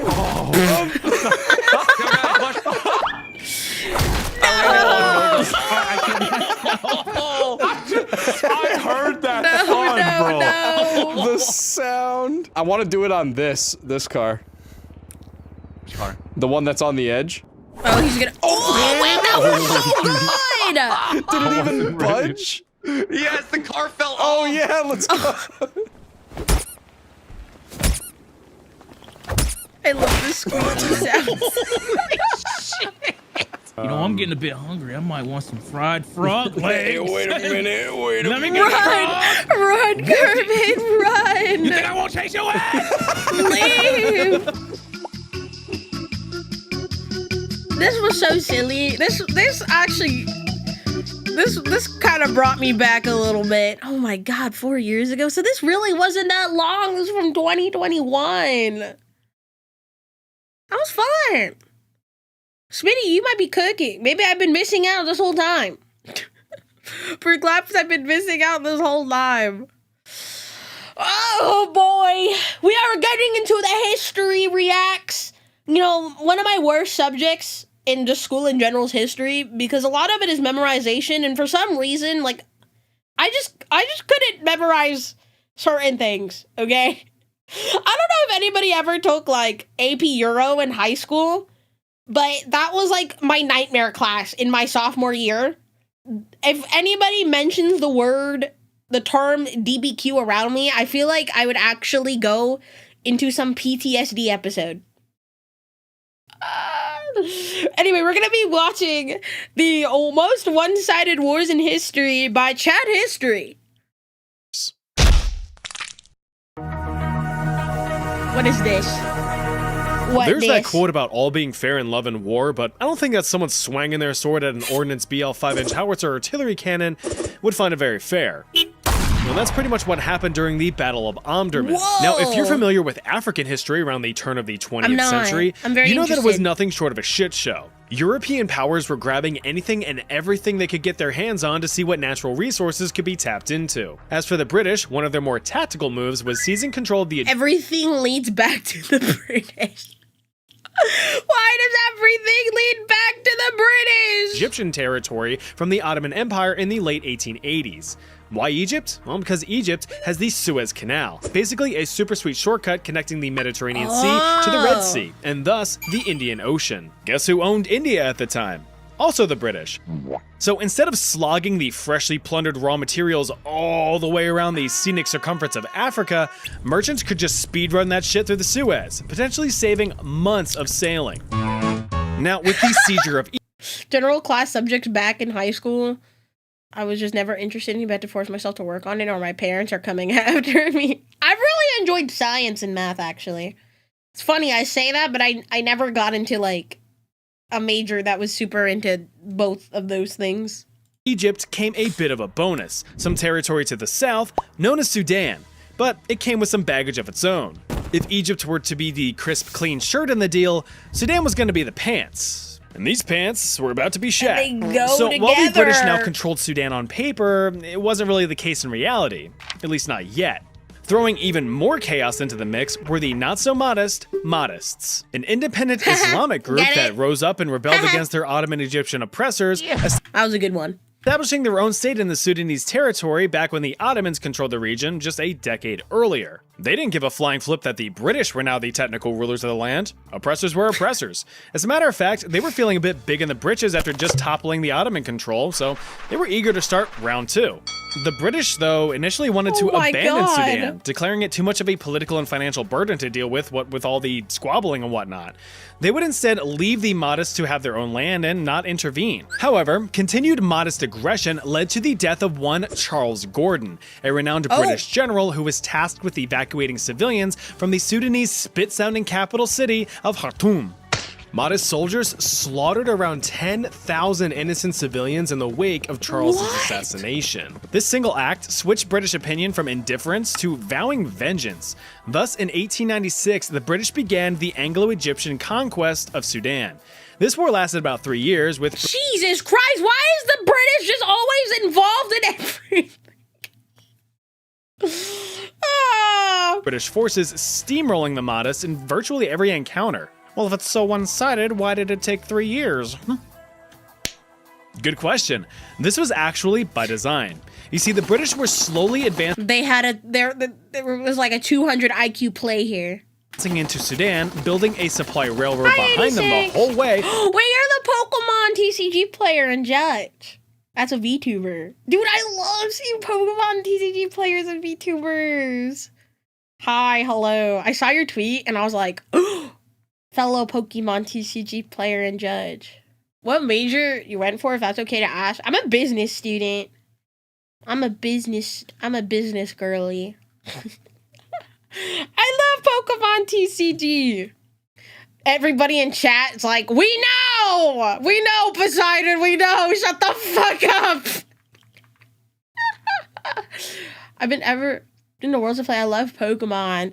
You're a Worlds competitor? I only played, so I've been playing since I was a kid. The last, I want to say 4 years I've been playing semi-competitively. There was one season I was really playing a lot, but now I mainly judge now. Also, the meta is low-key kind of ass. It's so boring. Honk, shwoo, Dragapult, suck my ass. So as to not I do put the C in TCG. have supplies run dry and be caught with their pants down, an issue that had previously plagued the British in the past. The conquest culminated in the Battle of Omdurman on September 2nd, Only 1898. Slowking and Apples. Yeah, Slowking's the deck I'm on right now. Just lasting a single day, huh? Talk about foreboding. Yeah, so this battle wasn't so much of a battle as it was a full-blown massacre. Here's where the one-sidedness kicks in. About 26,000 British and Egyptian troops— I like how it's British. We need rotation to come. It's not coming for another, I want to say 6 months. 6 to 7 months. Is it Monkey Dory meta? It is. faced off against over 50,000 Sudanese warriors. Seems like a slam missed my dunk for Worlds Sudan, invite. but sheer size is no No. match for optimal equipment. I'm Remember only that going as a supply railway I spectator just this mentioned? year. Well, it supplied the British 6, 7? I'm sorry, I'm brain rot. Yeah. I think my highest accomplishment was day 2ing 2 regionals in the same season. And that was it. After that, I'm like, oh, I need to be a VTuber. Must calm down the competitive play. front lines with 17,000 rolling block rifles, 8,000 bolt-action rifles, 44 artillery cannons, and 40 state-of-the-art water-cooled Maxim automatic machine guns. Oh They yeah, were there was also a loaded. handful of naval gunboats ready to tear shit up from the banks of the Nile. Oh The my Mahdists, god, Monkey Dory well, you know, Adrenabrain. So Adrenabrain is the ability on it. They tried. They had several thousand firearms seized from previous battles, as well as a few dozen artillery, but yeah, they were either poorly maintained or those operating them were poorly trained. The unlucky fellows makes not equipped with sense. firearms instead brandished the old reliable sword and shield, and it went just about as well as you'd think. The Mahdists were completely and utterly destroyed. According to 23-year-old No. British Lieutenant Winston Churchill, yes, that Winston Churchill, approximately 11,000 Mahdist soldiers lay dead, 16,000 wounded, and over shit. 4,000 captured. The rest either surrendered or just fled. As for the British, less than 50 soldiers were killed in battle, a testament to Holy moly, wait, 50 dead on the British side and 11,000 on the other? lead. As for the British, less than 50 soldiers were killed in battle, insane. a testament to the sheer imbalance of weapons technology I and don't know, kind of sad. tactical warfare. After the battle, the Mahdi's state was effectively dismantled, cementing British dominance in Sudan. The Kettle War? Sometimes, wars can be won without inflicting any real damage. You just have to be well versed in the art of intimidation. Even if you're a tiny pushover, you can still get your way if you make yourself seem scary enough. The Mythos girls. The Mythos girls. This is literally them. They're all short, but they're so scary. Been playing for 10 years, my place just grew. Ooh! That's pretty cool. Yeah, I was playing quite competitively, I believe in the 2023 to 2024 season. And then I had to stop because I needed to be a VTuber. I just judge now. I've judged regionals and stuff like that. Bunch of fun. I'm excited though for this next season. I think I'll be playing more. The Kettle War is a prime example of this tactic. The godly ankle biters. I am not for one. At the end What of the the fuck? 80 Years' War back in 1648, the Dutch gained independence from the Spanish. In addition to establishing their own little republic within the Netherlands, the Dutch had full access to a gaping mouth, the mouth of the Scheldt River. This was a critical trade route for many cities just south of the newly formed republic, cities that were still under smelly Spanish control. So the Dutch took advantage of the situation. Oh yeah, time to close the river. The Dutch cut off all trade access through the Scheldt, completely crippling the economies of the downstream cities. Instead, trade was diverted through the Dutch ports of Amsterdam and Rotterdam, allowing them to flourish into dominant trade hubs. The funny thing though, nothing would be done about it for 136 years. But in the late Holy! 1700s, there was a new sheriff in town for the Holy Monty Python Flames.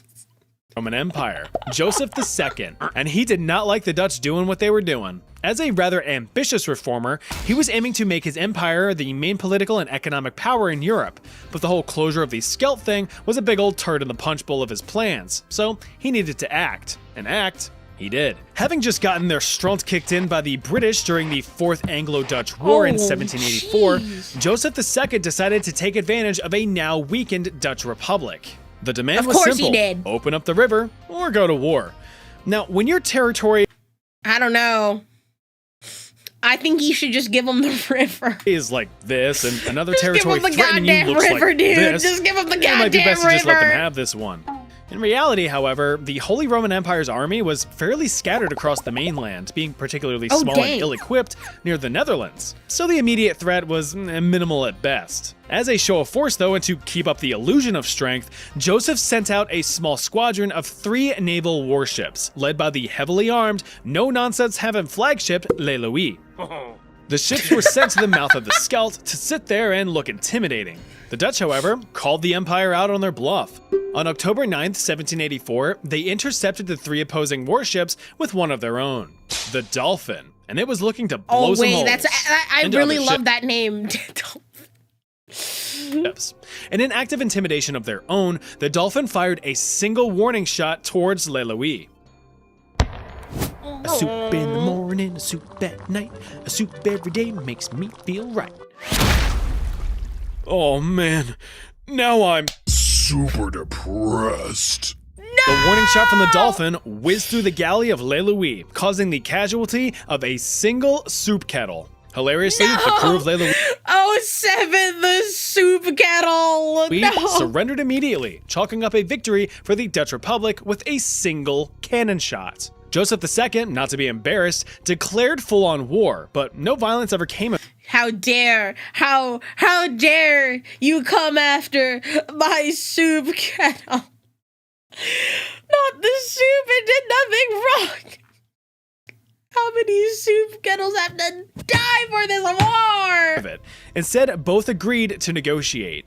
The result? The Scheldt remained closed, but the Dutch would compensate the Holy Roman Empire a hefty sum for the inconvenience. Around 2 to 10 million Dutch guilder, or roughly 120 to 600 million dollars Dang. in today's money.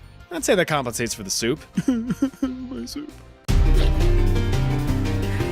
Not the soup. War and drugs is a pretty solid combination, but when said substances are used in warfare, it becomes a whole other matter entirely. Oh no. Let's touch back on the early 1800s. Despite being Was it halfway something they ate? around the world, the British Empire still commanded trade in the Indian Ocean, even stretching into the Pacific, with one of their main suppliers being Imperial China. The Qing dynasty was doling out all kinds of goods to the Brits, including earthy herbs, soft silks, precious porcelain, and the iconic British life fuel, tea. While this trade was good for the British consumer, the rather one-sided trade imbalance left British merchants a tad miffed. The British Empire was absolutely hemorrhaging silver to pay for all of the goods with no reciprocity. The Chinese simply had little to no interest in British goods like wool or cotton. And that was a They said we don't want any of your British items. problem, as British silver reserves were drying up, putting a damper on the liquidity of trade in the region. So what do you do if there's no demand? You force it. Oh, The British began my secretly God. exporting Indian. What did they want their beans? I will give you 1 serving of beans and toast for all of your silk. That's a really bad accent. Don't ever. grown opium into Chinese know. ports. I'm never doing that Smugglers again. paid for the opium with silver, which then paid for more Chinese goods, completing a more sustainable trade loop. British merchants were happy, Chinese smugglers were happy, the majority of the Chinese population were suffering crippling addiction. You know how it goes. So yeah, it's no surprise that opium demand soon turned exponential. From 1797 to 1833, opium imports soared from 680,000 pounds a year to over 5.1 million shit. pounds a year. I mean, it was a silver That's gold almost mine. 10 times Even more, American no? merchants got in on the action, selling Turkish opium to China. But this started to tip the scales too far in the other direction, now with the Chinese silver reserves reaching unsustainable levels, not to mention the effects on the general population. Before, the average British consumer was just sipping their Chinese tea from ornate porcelain cups while relaxing in their comfy silk robes. Now, the average Chinese consumer was struggling to detach themselves from their pipe. Although the Chinese emperor had outright No, that's a lot. banned opium usage, it didn't stop the average fella from getting their fix. Millions upon millions were addicted, leading to a drastic We're decline all just doing drugs. in productive Holy laborers, shit. merchants, farmers, and teachers. Well, in 1839, the Chinese emperor put his silky slippered foot down. Severe punishments were put in place for anyone dabbling in deals of opium. All imports of the stuff were seized and destroyed. Famously, the kickstart of the Opium War was the seizure and destruction of over 2.9 million pounds of opium in one go. The British were not pleased with Holy. getting shafted out of payment for the product, so they demanded reparations. At cannon point. Just a year later in 1840, a British naval fleet positioned itself off of China's eastern coast and began bringing the heat, bullying various islands into submission as to establish a base of operations. Let's take a look at the roster for both sides. The British in this campaign commanded over 19,000 soldiers and 37 ships. That's a lot Standing of in fellas. China's corner, though, was an estimated 100,000 mobilized infantry. China had the numbers, but Britain had the technology. That's a lot of fellas. Chinese fortresses? Demolished. Resistance groups? Destroyed. Innocent civilian generational homesteads? Deleted. Campaigning up the Pearl River, the British blasted their way to the Chinese commercial heart of Canton, still hell-bent on getting their compensation. The goddamn British jump scare. Not the British jump scare. Sir, the British are here. Both parties sat down at a pretty cool-looking table and agreed to peace Not the British. terms.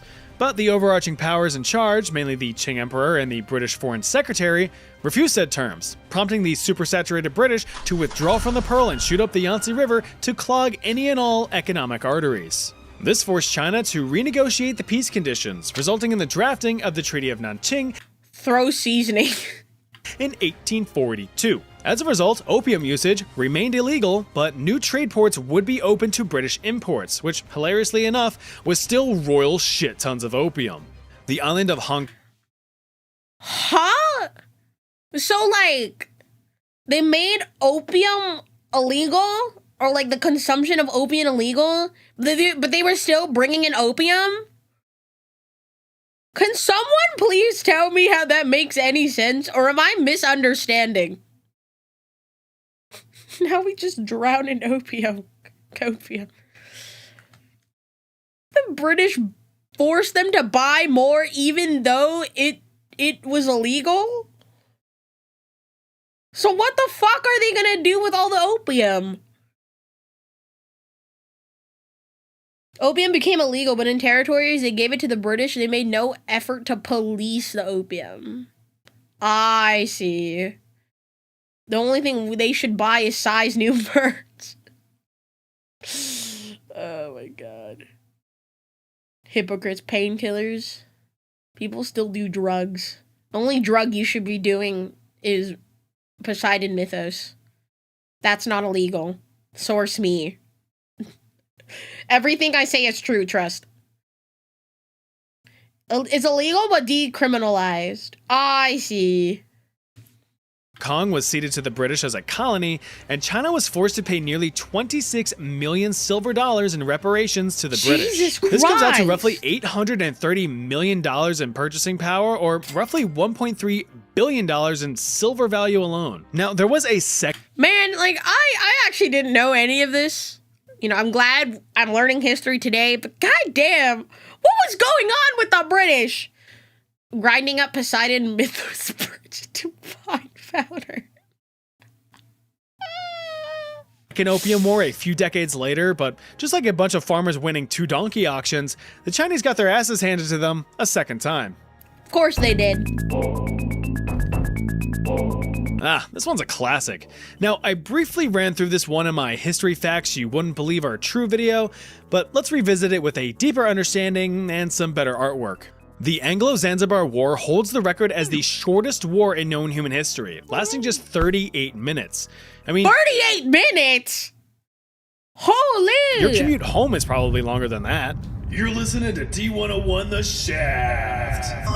All other radio stations can suck a dick. Guys, what's that radio station? Please tell me. The reasoning behind the war was very simple. By the end of the 1800s, Zanzibar was a major trade hub off the eastern coast of Africa. Whoever controlled it had massive influence in the region's exchange of goods, including 99.67 F. spices, ivory, and the frequent slave or two, including all profits that go with it. With European powers scrambling for Africa, Britain needed to cement its ability to control trade, hence the discussion about it taking Egypt in the first chapter. But Zanzibar was also unethically up for grabs. A treaty was signed in 1890, and the nation of Zanzibar, while remaining independent, became a British protectorate, meaning that the British technically held power over Zanzibar, but it could self-govern with guaranteed British protection should things go awry. Okay. On August 25th, Of course things went awry. 1896, the British Empire's favorite sultan, along with his esteemed beard, received a sudden and premature ticket to paradise. Some believe he may or may not have Zanzibar, I love that Halo map. Is that a Halo map? Me never played really much Halo. been poisoned, but no proof has ever surfaced to support that claim. What's suspicious, though, is that the Sultan's less impressive facial hair having cousin, Khalid bin Bargash, decided to claim the throne for himself while the previous Sultan's body was still warm. Oh, and fun fact, this same guy lost out on the throne just 3 years prior. Highly suspicious, one might say, fingering their mustache. Unfortunately for Khalid, only a British-approved Sultan could sit on the throne. Unfortunately for the British, he didn't give a fuck. In case you didn't know, the name Khalid in Arabic means immortal or everlasting, a name that was about to be put to the test using multiple British gunboats just strapped to the tits with cannons and machine guns. On August Surely 26th, nothing the goes very next wrong day here, after right? the Sultan had just died, Khalid was given an ultimatum: surrender by 9 a.m. the next morning, or be converted into— No, chat, not DJ Khaled.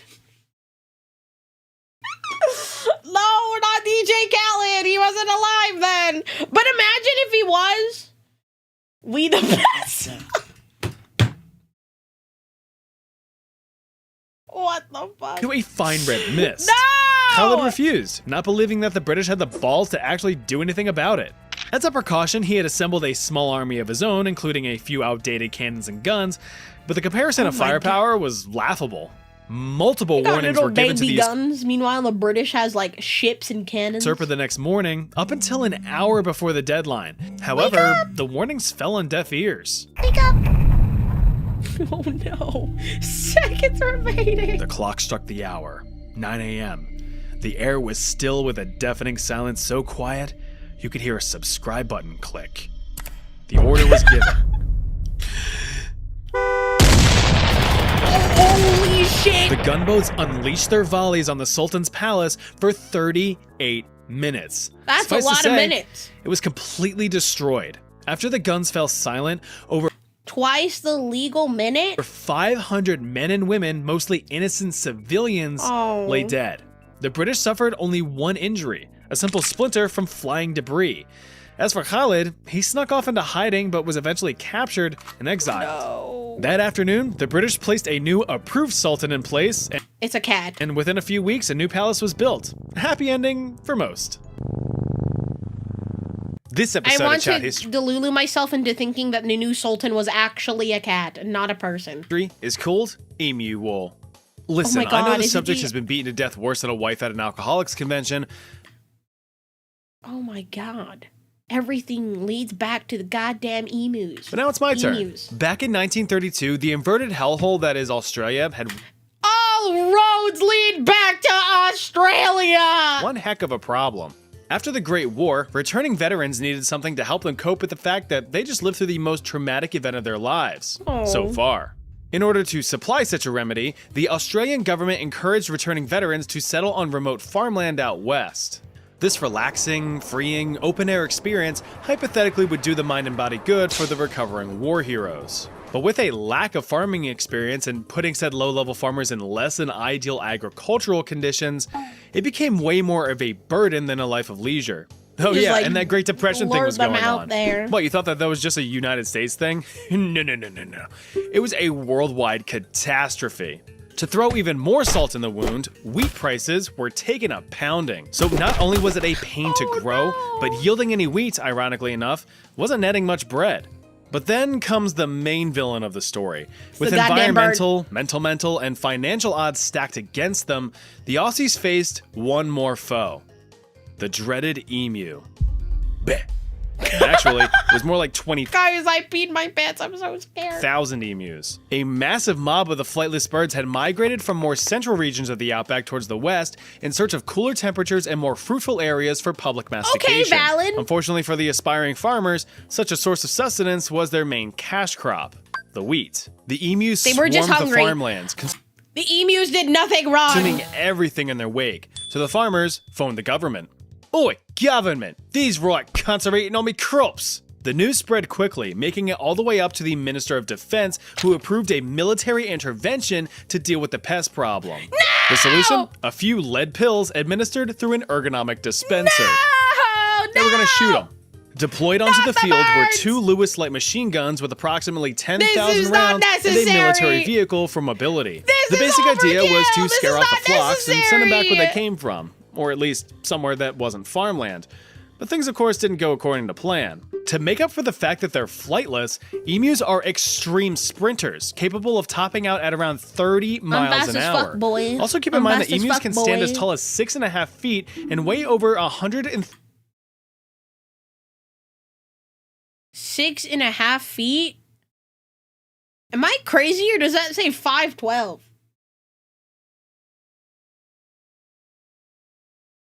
It's taller than Psy. 30 pounds. So these feathered balls of rage were no pushovers. Righto, let's open her up. The emus were slippery little devils, able to weave in and out of the gunfire pretty effectively. They ran around all over the place, tearing up crops in the process. But the real kick in the dick here is that they refused to relocate away from their newfound food source. Hey, After I a few respect weeks, only a few hundred emus were slain, barely a dent in the total population. So the government tried again, improving ambush tactics and rallying locals to help out. They were way more successful, bringing the kill count to about 1,000. Still only about 5% of the estimated population. The Can they just eat the emus? Australian government threw in the towel, with the public deeming the operation a waste of government resources amidst a global economic crisis. Despite staring down the barrel of a machine gun, the emus were declared the victors. For now. In addition to erecting more effective fencing, the government turned to the everyday citizen for help, providing free or subsidized ammo for some good old-fashioned giant bird hunting. Within just 6 months, over 50,000 bounties had been claimed and paid out. And over the next few decades, this number grew to nearly 300,000. Looks like meat's back on the menu, boys. I feel kind of bad for the emus. They were just trying to live. And they were just hungry. They were just hungry. What did they do wrong? Oh god, why are we at the end of this video? Wow! We are learning more history today, chat. We're gonna be watching World War II Oversimplified, Part 1! Because apparently there's multiple parts. Could I be honest? I mean, I mentioned it earlier. But I took AP Euro in high school in my sophomore year. I don't remember most of it. Okay, I actually don't even remember most of what happened in high school, okay? So, I guess we'll take a crash course on World War II today from Oversimplified. This video was made possible by Skillshare. Shout out to Skillshare. Churchill was a man with many talents. He was an artist, a butterfly enthusiast, and he had an unpublished manuscript about Oh, so cute. aliens. Clearly, he was a man with an insatiable thirst for knowledge. Maybe he could have He just loaded likes up to exercise his brain. his computer and logged onto Skillshare, an online learning community with more than 19,000 classes in design, business, technology, and more. Perhaps he was considering a side career in fashion, but didn't know where to start. On Skillshare, he would find courses in fashion design and garment construction. Or if he wanted to learn app design, improve his photography, or just how to make a really good quesadilla, he would have found courses for all of these and more on Skillshare. Skillshare gives you access to high-quality classes taught by genuine experts working in their field. I work heavily with animation, and I was genuinely blown away by the number of really useful courses available to me, like this class full of tips and tricks for creating vector art, or this one for creating character walk cycles. For an annual subscription, Skillshare is under $10 a month. And if you'd like to try it out first, then I've got a deal just for Oversimplified viewers. The first 1,000 people to use this link, which can be found in the description, will get their first 2 months of Skillshare for just 99 cents. Be sure to try it out using the link in the description and learn something new today. Now, without further ado. It's 1902. A young man by the name of Benito Mussolini moves from Italy to Switzerland to avoid military service. He gets big into socialism, working for trade unions, writing for socialist newspapers, advocating a violent overthrow of European monarchies, the whole shebang. This keeping himself busy. Thank you for the hydrate check. This gets him in a bit of trouble with the Swiss police, so he gets arrested, sent back to Italy, set free, returns to Switzerland, is arrested again, goes back to Italy again, completes his military service after previously avoiding it, and then after a brief stint as an elementary school teacher, he finally returns to work as an avid socialist. His speeches and journalistic abilities made him famous among Italian socialists. He was anti-war, Oh, you so in like the Italy, cut of his chip? colonized Libya in 1910, he rioted and got arrested. Then World War I came along, and once Could we get an arrested count? Is that number 3 or 4? again, he protested Italy's involvement. But then he thought, wait a minute, this war could bring about the social climate needed to overthrow European monarchies and bring about the socialist revolution everywhere. And suddenly he was pro-war. But his fellow socialists didn't like his new pro-war stance, so they kicked him out of the party. So then he said, you know what? I'm done with socialism. We need something new, not based on class divisions tearing us apart, but based on unity through nationality. We'll conquer the Mediterranean and reunite all Italian peoples, just like the days of the Roman Empire. I'll call it fascismo, and it will guide the Italian nation He yearns for the olden days. to greatness. That's all well and good, Mr. Mussolini, but what kind of haircut am I giving you? Let's go with bold. Oh my jeez. I don't think that haircut was for him.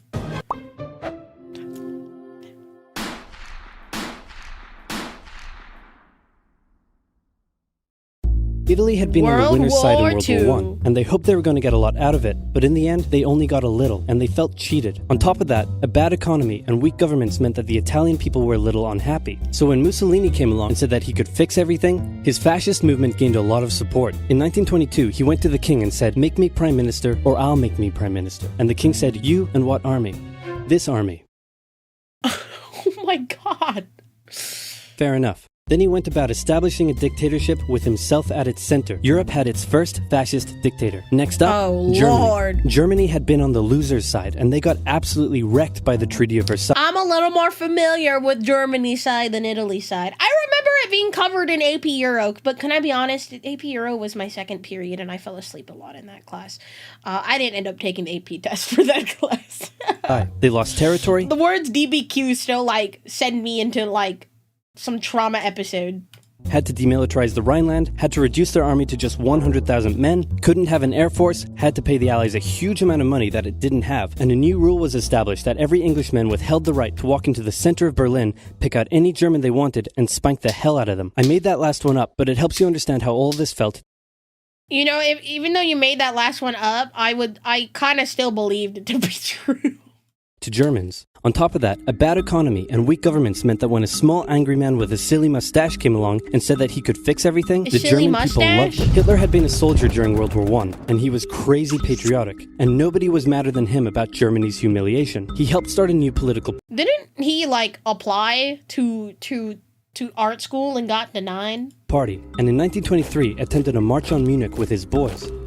And then he got arrested. But his popularity grew, and in 1933, the president made him chancellor. He believed he was Germany's great destined savior, and he went full megalomaniac, establishing a dictatorship with himself at its center. Europe had fascist dictator number 2.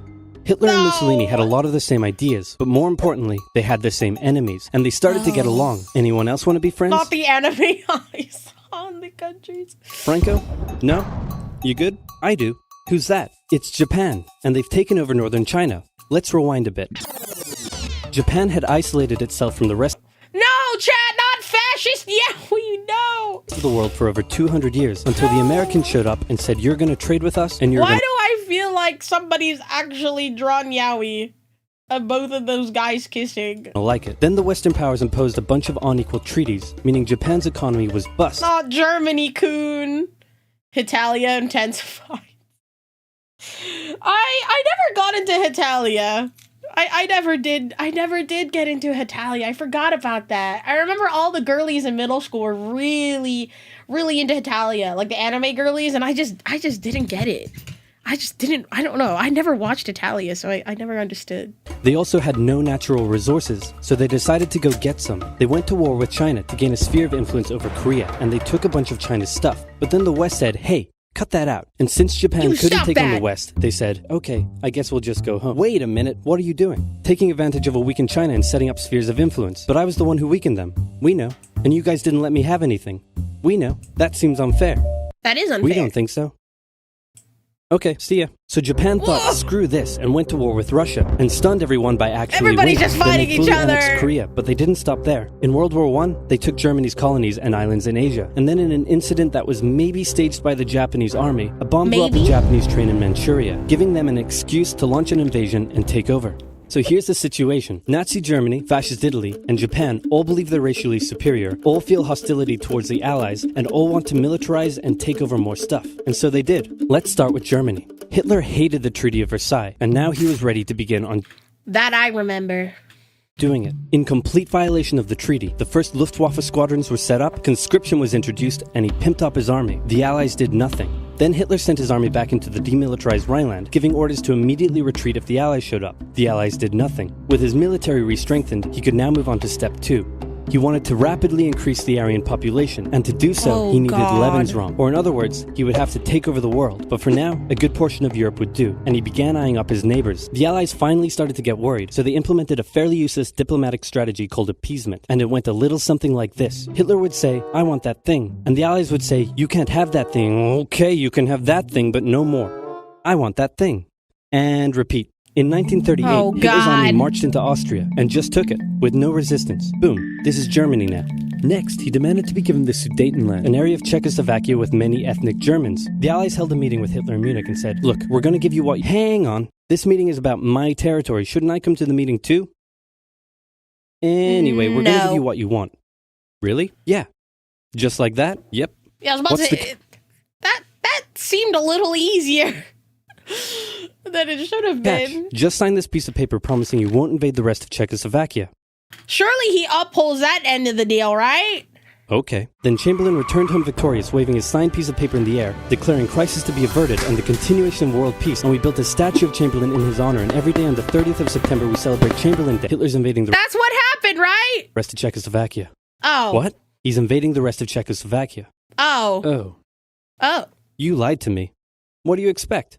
I'm Hitler. Not to be outdone, Mussolini also wanted to get in on the action. He thought to himself, isn't there a not yet colonized nation somewhere which is so underdeveloped that the people would be defending themselves against our tanks with literal bows and arrows and wooden spears? Where would there that is? be? Abyssinia? Fantastic. And so I he can't believe Hitler would do that.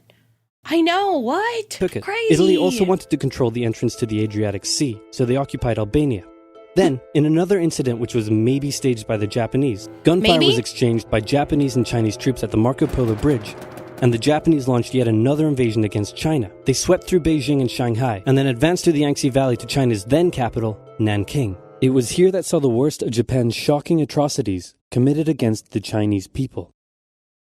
Back in Europe, Germany and Italy made their relationship status official by signing the Pact of Steel. Then, Hitler They're homies now? turned his eyes towards Poland and the hated Polish corridor, splitting Germany in two. At this point, the Allies really had to put Yeah, that wasn't very kawaii of Japan. That was not very daijobu of them. their foot down, and they warned him that an invasion of Poland would mean war. Hitler had planned to continue his advance eastward, but he didn't want to end up fighting a war on two fronts. So for now, he made an alliance with Stalin, saying, "How about we both invade Poland and split it between the two of us, and I definitely won't not refrain from not betraying you sometime." Surely he tells the truth here, right? He's not lying? In the future. Why would Hitler ever lie? Sounds good. This new alliance I felt a little suspicion. I felt a little hesitance from him. stunned the West. On the 1st of September 1939, German troops entered Poland, and Britain and France declared war on Germany.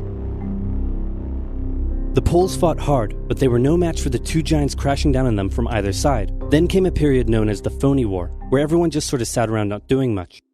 The French had launched a small invasion into the Saarland, but they maintained mostly defensive positions, and after a while decided to just turn around and call it a day. Speaking of France, the French were still super proud of their victory in World War I, and they hadn't really moved on from it. They still used horses, they dispatched messages by motorbike instead of using radio. Orders from the commander-in-chief were usually Oh, so they were a little bit stuck in the past is what I'm understanding here. pretty vague, and the troops were rarely inspected.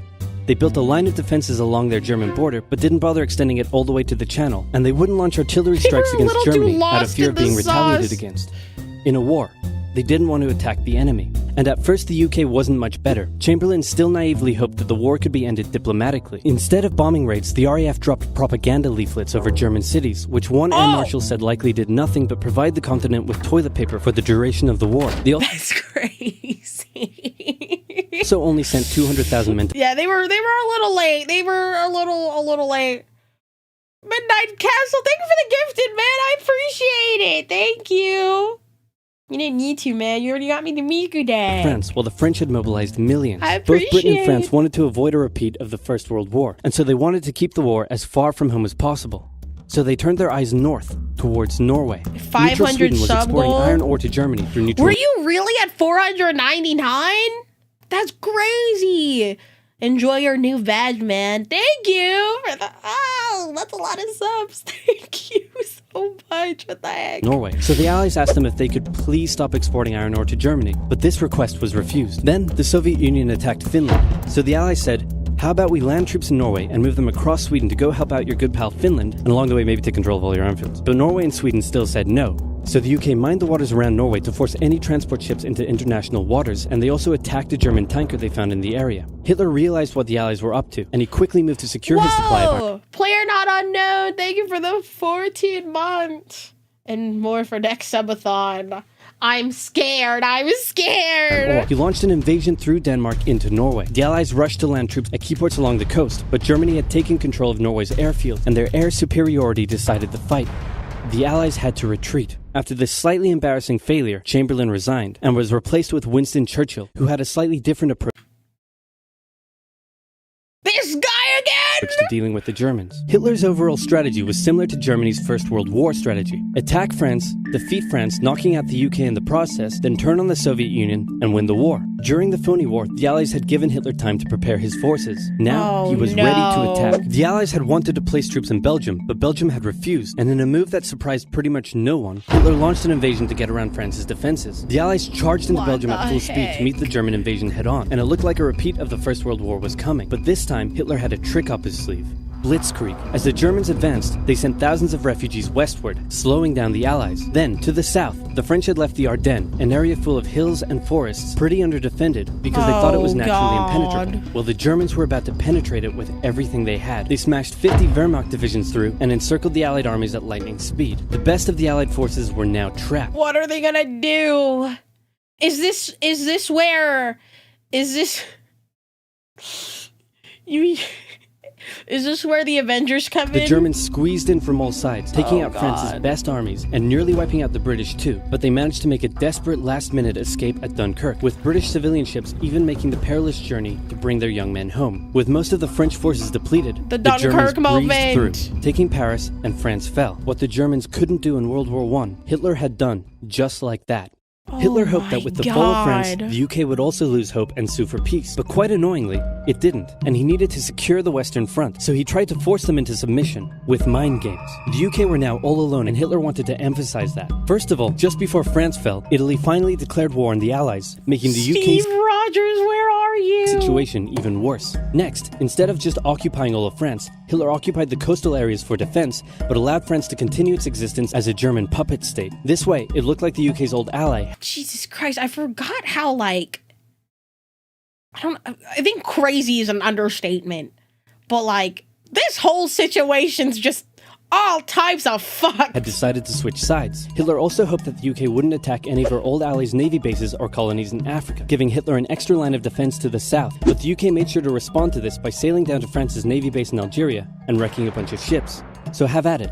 Hitler then began laying down plans for an invasion of Great Britain. Before German troops could land on British soil, he would first need air and naval superiority across the Channel. Waves of German bombers came, while the completely outnumbered RAF worked bravely around the clock in an attempt to quell the German attacks. At first, the Luftwaffe targeted British ports and coastal facilities. Then it attacked RAF bases, crippling the RAF's ability to defend the nation. And it looked like Hitler's Great British invasion was coming. But then, Churchill ordered a small, pretty insignificant bombing raid over Berlin. It didn't do much damage, but Hitler was furious, and he immediately ordered the Luftwaffe to refocus its attacks on civilian targets in London. Children were sent off to the countryside, away from their parents to avoid danger, and frequent trips to air raid shelters became a daily occurrence. But British morale held firm. Smiling, knitting, lounging casually, these people have balls of steel.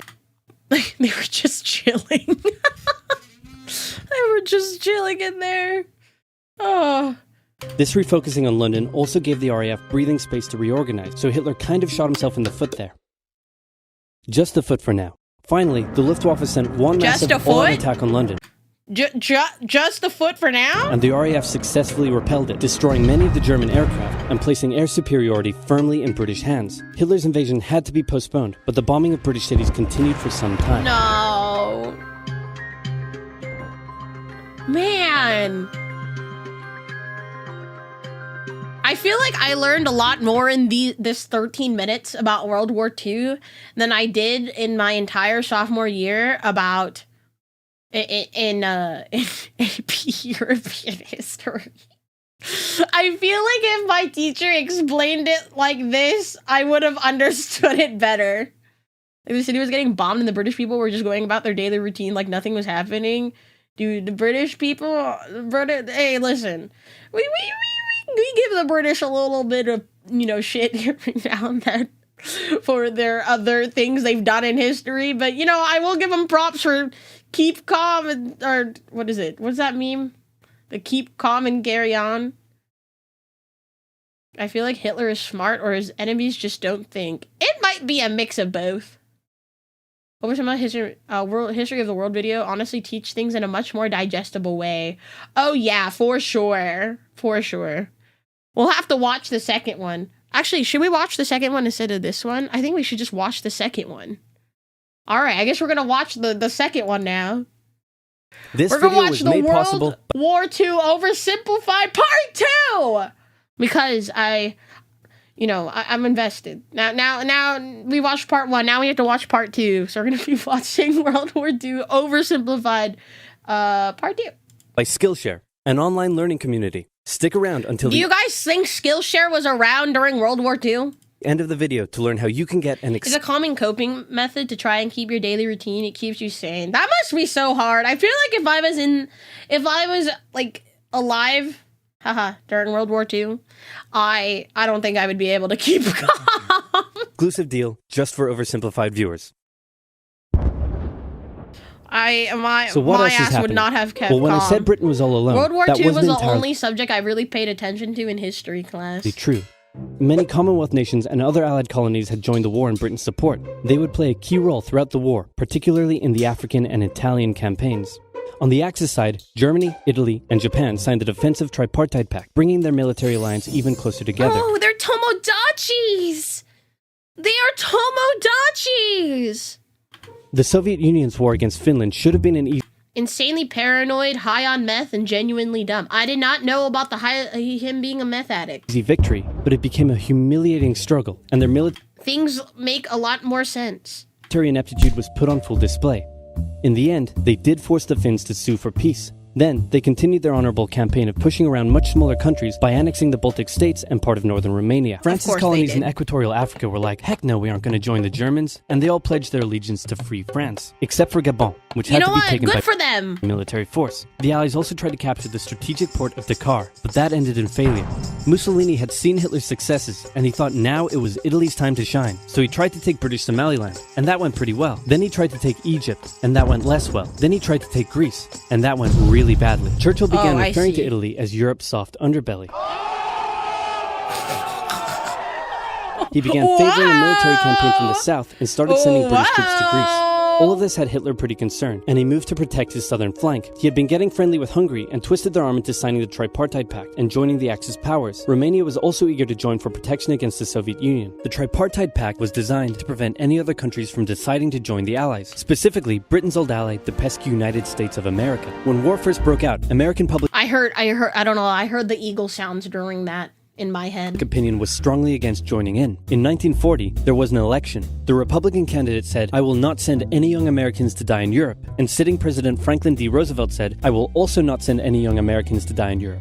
Unless I have to, then I might. And Roosevelt won. Churchill asked him And to then join he the war, did. but Roosevelt said, no can do, Winston. But you know what? Here, have some weapons. America began supplying the Allies with food and munitions, but there was one problem.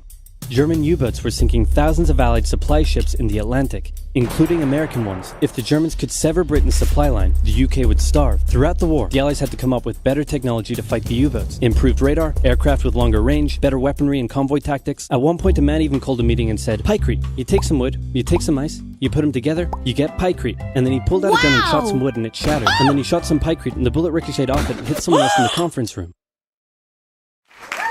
Then they tried to make a Pikecrete aircraft carrier, but that idea was scrapped because that's a really dumb idea. In the end, Alan Turing and his team of codebreakers cracked Germany's Enigma code, and the Oh God, what was that movie? That's The Imitation Game, right? That's the guy. That's Benedict Cucumber Snatch. Am I crazy? This is from the Imitation Game was based off of him, right? Pikecrete made from newspaper works really well for making ice packs. What? You could make ice packs of that? Yeah, Benedict Cumberman Slack Snack. Benedict Cucumber Snack. I'm not crazy, right? I'm looking this up. It was like the Imitation Game or something. I also did a project on that movie in high school. Yeah. The Imitation Game. Directed by Morton Tildum. It stars Benedict Cucumber Booby Snatch as Alan Turing. Yeah. U-boats gradually became less and less of a threat. Yes, Doctor Strange. Back in Africa, Britain decided to push Italy out of Egypt. Hey, that was Wow! What is going on? Caleb, thank you so much for the 100 bits. Never forget the World War II also led to the biggest cases of animals eating humans with sharks and crocodiles. I did not know that. Also, Clem said, thank you for the 10 gifted, my guy. Thank you. What timer? We're not raising any timer. Thank you again for the 10 pretty easy. gifted. So they kept going. Hitler Only 1,148 subs away from the goal. I need to make one of those like cool Twitch goals. realized he was going to have to finally step in and do something. He went to Bulgaria and Yugoslavia and said, hey, I'm going to move troops through you to get to Greece. So either join us or, be invaded. Bulgaria opted to join them. Yugoslavia opted to be invaded. I would be scared too. Then Greece finally fell to the joint German-Italian invasion. The British had Yes, Alan Turing was gay. And then, unfortunately, it was a time where it was not very socially accepted to be gay.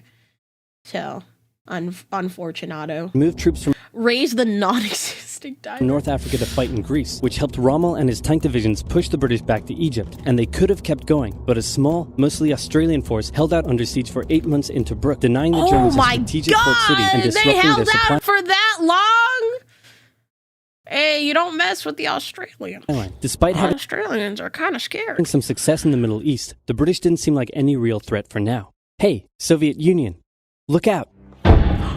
With 3 million troops, Hitler launched the largest ground invasion in history, and Stalin was far from ready.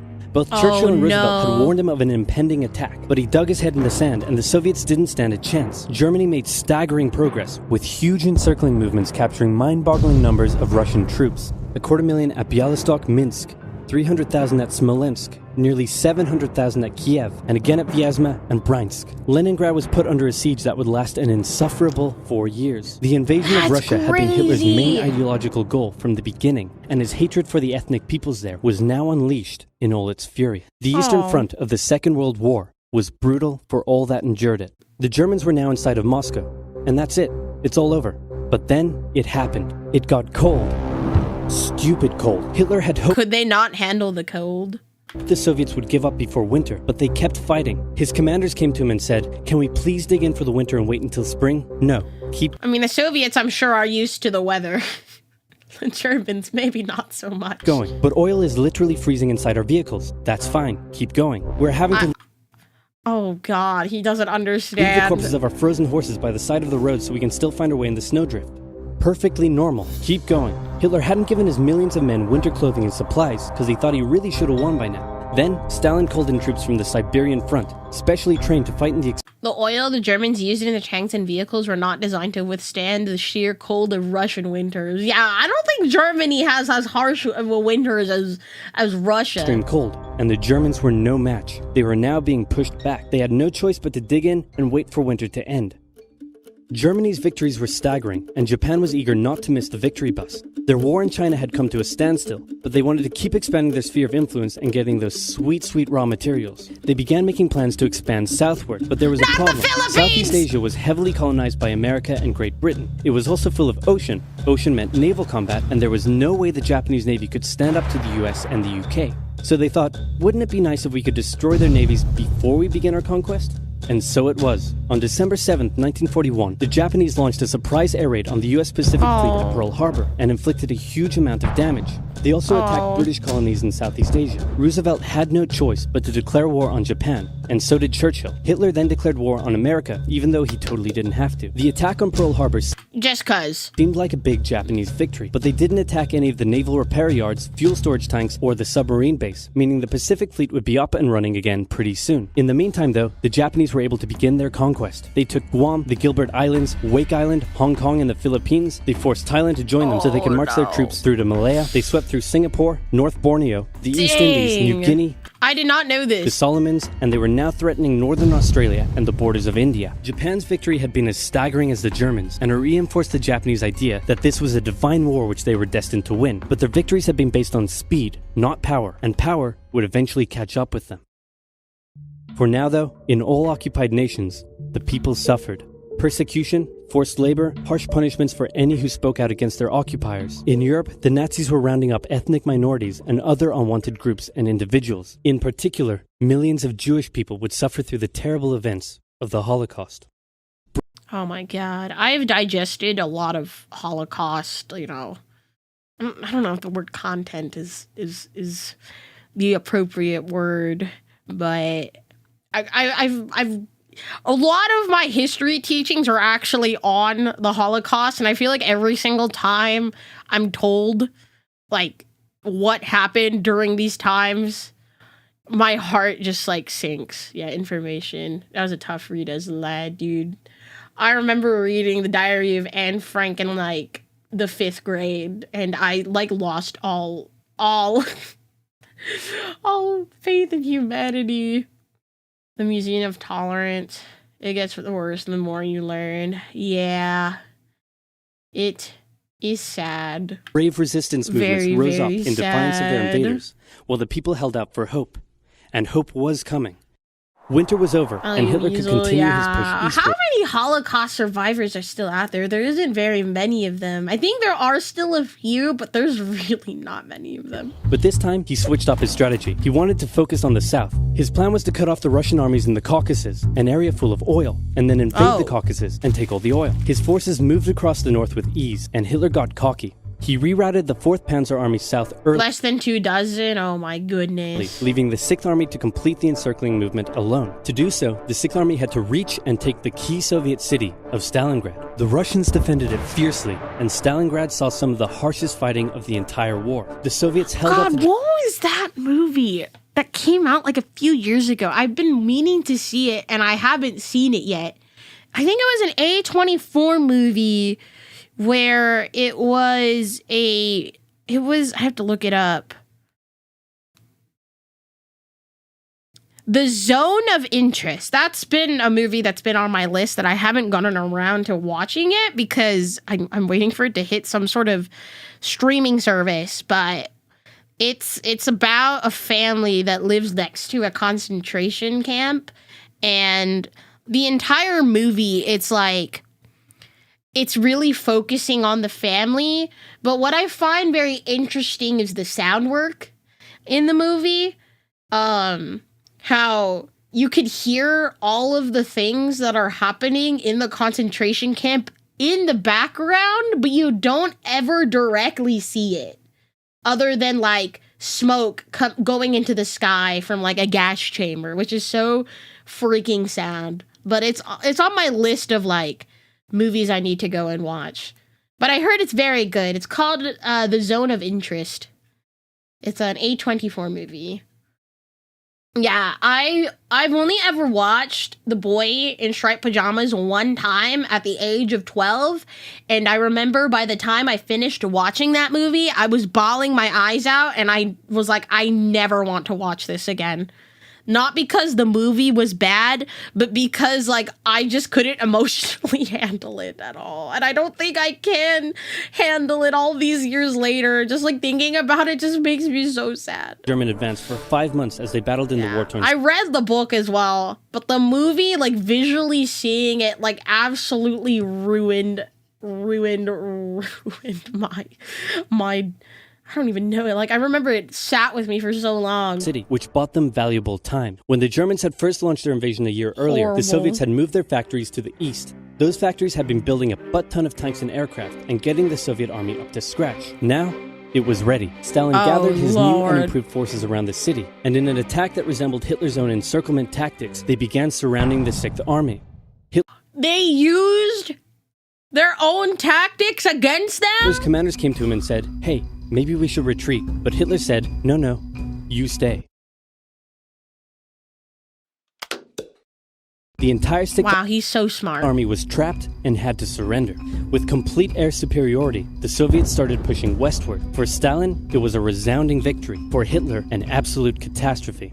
Things also weren't looking too good for Hitler elsewhere. With America now in the war, Allied bombing over German cities reached devastating levels. In Africa, the British had pushed Rommel back again, Then they were pushed back again, and finally, after a decisive battle at El Alamein, and with American and British troops arriving in the west, the Germans and Italians were squeezed out of Africa. Japan was also already seeing its rapid success being turned around. They attempted to take the island of Midway, but the US Navy was ready for the attack, and they sank Japan's carrier. Actually, they sank a lot of them. It was a battle from which the Japanese Navy would never recover. British, Indian, and Chinese troops held the line in the harsh jungle terrain of Burma, and the Japanese suffered losses in the Solomon Islands and New Guinea. They began to realize they were not invincible. With the Axis out of Africa, the Allies had to decide their next move. Churchill still World wanted War to attack II pretty much happened everywhere. from the south, while the Was South America ever involved? I don't know. Can someone check me on that? I don't think they were. Americans preferred a full sea invasion in northern France. All right, said the Americans, we'll do it your way. Allied forces successfully landed in Sicily and began moving north. They also carried out bombing raids over Rome. The thing was, many of the people in Sicily had relatives living in America, and they greeted the American troops quite warmly. With the war was slightly with some support from Brazil. Oh, okay. Is where a lot of the Germans fled to after. Oh, so it was more like an after thing. reaching home territory. The Russian casualties among soldiers and civilians here is insane. Like, more Russians died in World War II than anyone else, and it's not even close. Oh, man. Most Italians just weren't that into it, and Mussolini was suddenly very unpopular. He was voted out by his own fascist Grand Council and was toppled from power. Italy immediately began Hitler made overtures to recruit Mexico against the US, but those communications were intercepted and they remained neutral. negotiations for surrender. Hitler was Sad fact is that the Japanese history classes tell the population they did nothing wrong and were victims themselves. That's why there are still memorials including war criminals in Japan. What the heck? And that's the thing that's messed up, right?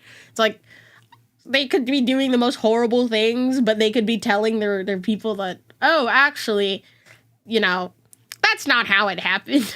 surprised and had already sent reinforcements. Looks at American history. I mean, one of my favorite history classes I've taken in recent times. I had to take a history class to finish my general education for my associates, and I had decided to take a history of Native American class, and oh my god, I don't think it's still one of my favorite classes I've ever taken in college. It shifted my entire perspective on American history. Not that I've always kind of had the inkling, but I didn't know a lot of things.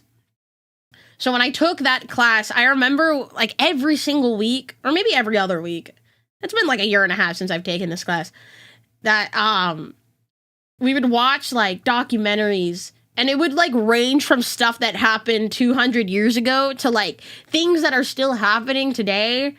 And to this day, I think that's still one of the most emotionally heavy classes. I think that class had the most impact on me history wise.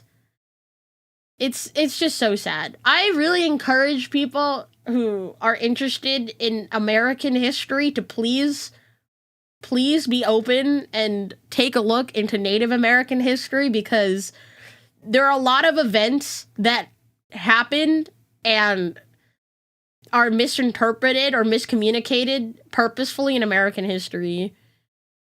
And it's just so fucked. It's just so fucked. We beat the physical and emotional shit out of Native Americans and then kept promising we would stop and then do it again. Yeah, it's horrible. My tribe was one of the few to march on the Trail of Tears, and I knew details some of my professors in college missed. I was very fortunate. The professor who taught that class he was also from a tribe, and then my school also had a Native American association. So I was really lucky to be in a school or go to a school that was very pro Native American, I guess. Yeah, they deserve to have their stories told and their voices heard. There's still a lot of injustice happening to them, and I really hope moving forward that man, it's really honestly interesting to change your perspective. I mean, like I said, I've always kind of known that, had an inkling that maybe things are not as it seems. Because I've never really had this strong mindset of American history is what it is. That is very true. Trust. I've always been like, why do these things not sound right? It doesn't sound right at all. So, yeah, that class really... I remember there were students in that class. We would be watching a documentary, and there would just be groups of students just getting up in the middle of class to go outside and just cry.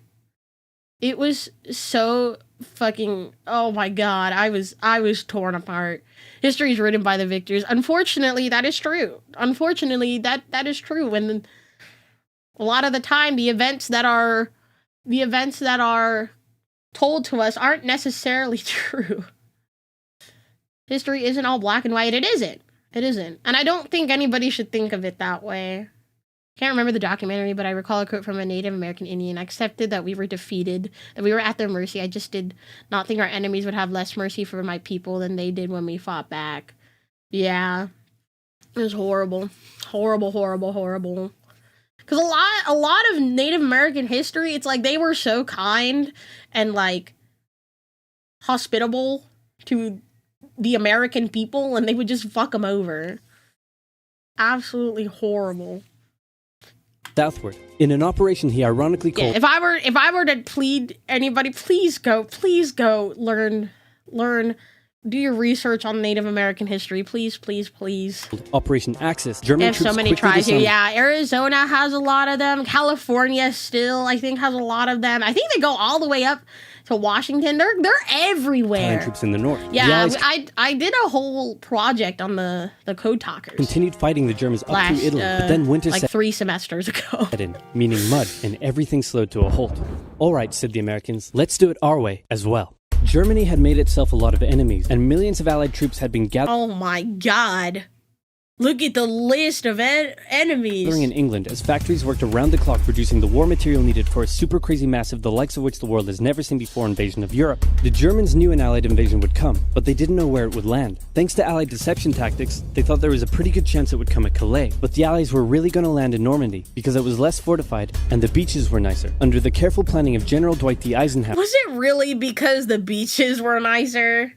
the invasion that had been long in the making was just about ready to go. Just one thing was preventing the launch: the British weather. For a short while, everyone sat around waiting for a decent day, and then it came. On the night of June 5th, over 1,000 bombers took off and raided coastline defenses, while paratroopers were dropped inland in a bit of a chaotic operation, tasked with sabotaging defenses and capturing key bridges to stop any German reinforcements from reaching the beaches. Early the next morning, the barrage came, as Allied ships fired a huge number of shells at the German fortifications, and then the landings. The Americans at Utah and Omaha, the British at Golden Sword, and the Canadians at Juneau. It was a tremendous struggle with a great loss of life, particularly at Omaha, but the Allied troops Oh my captured God. the beaches, and the landings were a success. Then they began their movements inland. They took the port of Cherbourg and the city of Caen. The Americans moved south to capture Brittany. Then, in a massive disaster for the Germans, British and Canadian troops from the north and Americans from the south trapped the German 7th Army in a near wipeout encircling movement. In August, Allied troops landed in the south of France to little resistance. On one beach, all they found was a Frenchman handing out champagne. That's such a random fact. He's just like, you want a drink? Paris was liberated, and the Germans were pushed out of France as the Allies entered Belgium. In the Far France is East, the Allies freed! started to push the Japanese out of Burma, as the Americans launched a two-pronged offensive in the Pacific. In the South, General MacArthur led the push to liberate the Philippines, while General Nimitz oversaw Philippines mentions! Oi! the Philippines! brutal island-hopping campaign. American forces had to make hard-fought landing after hard-fought landing on fiercely defended small islands as they moved steadily towards the Japanese mainland. The Japanese believed that the greatest thing a person could do was to die in battle, and the most dishonorable act was to surrender. As a result, Thank you for the 100 bits, Caleb. There's a giant statue of the U.S. General Douglas MacArthur in the Philippines where he said he would return. But did he they return? fought ferociously to the very end, and the closer the Americans got to the mainland, the more ferocious the resistance became. In February 1945, the Americans captured the island of Iwo Jima, and an intense firebombing campaign of Japan's wooden cities began. The Allies suffered some setbacks trying to liberate the Netherlands, but they were making progress and were now threatening the industrial heartland of Germany. Hitler's health, both mentally and physically, was rapidly deteriorating. Things were looking bad, and he was desperate. He said, "We need to turn this thing around, and I've just the trick." Remember right. a few years back when we blitzkrieged through the Ardennes and trapped the Allied forces in Belgium? You Well, gonna I'm try do the again? exact same thing. Again. He gathered Oh my god. his forces and tried to General Douglas MacArthur will return in Avengers Doomsday. London through the Ardennes. He used up the remainder of Germany's strength and resources, and he managed to create quite a nice bulge. He also trapped some American forces in the Belgian town of Bastogne. The Germans sent the trapped Americans a message saying surrender or be annihilated. When it was read out to the commanding officer, he said, "They want to surrender? No, sir, they want us to surrender."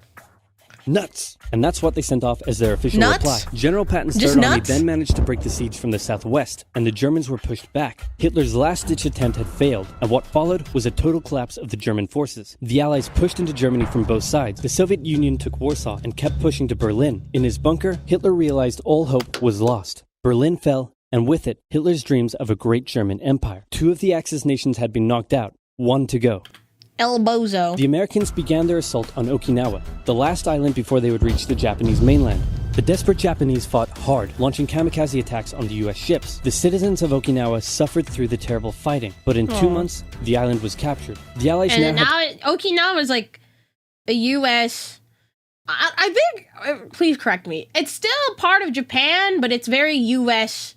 There's a lot of military there. To make a choice. Either continue the devastating downfall really summarizes Hitler's last days. Struggle up the Japanese. I do enjoy historical movies. I appreciate the Rex. I might actually go check them out. Or they could try to coerce the Japanese into surrendering now. In July, the first successful atomic bomb test took place in New Mexico, and the destructive weapon was ready for use. America and the UK were also seeing this. Off topic, but I remember a lot of my friends that went into the military after high school.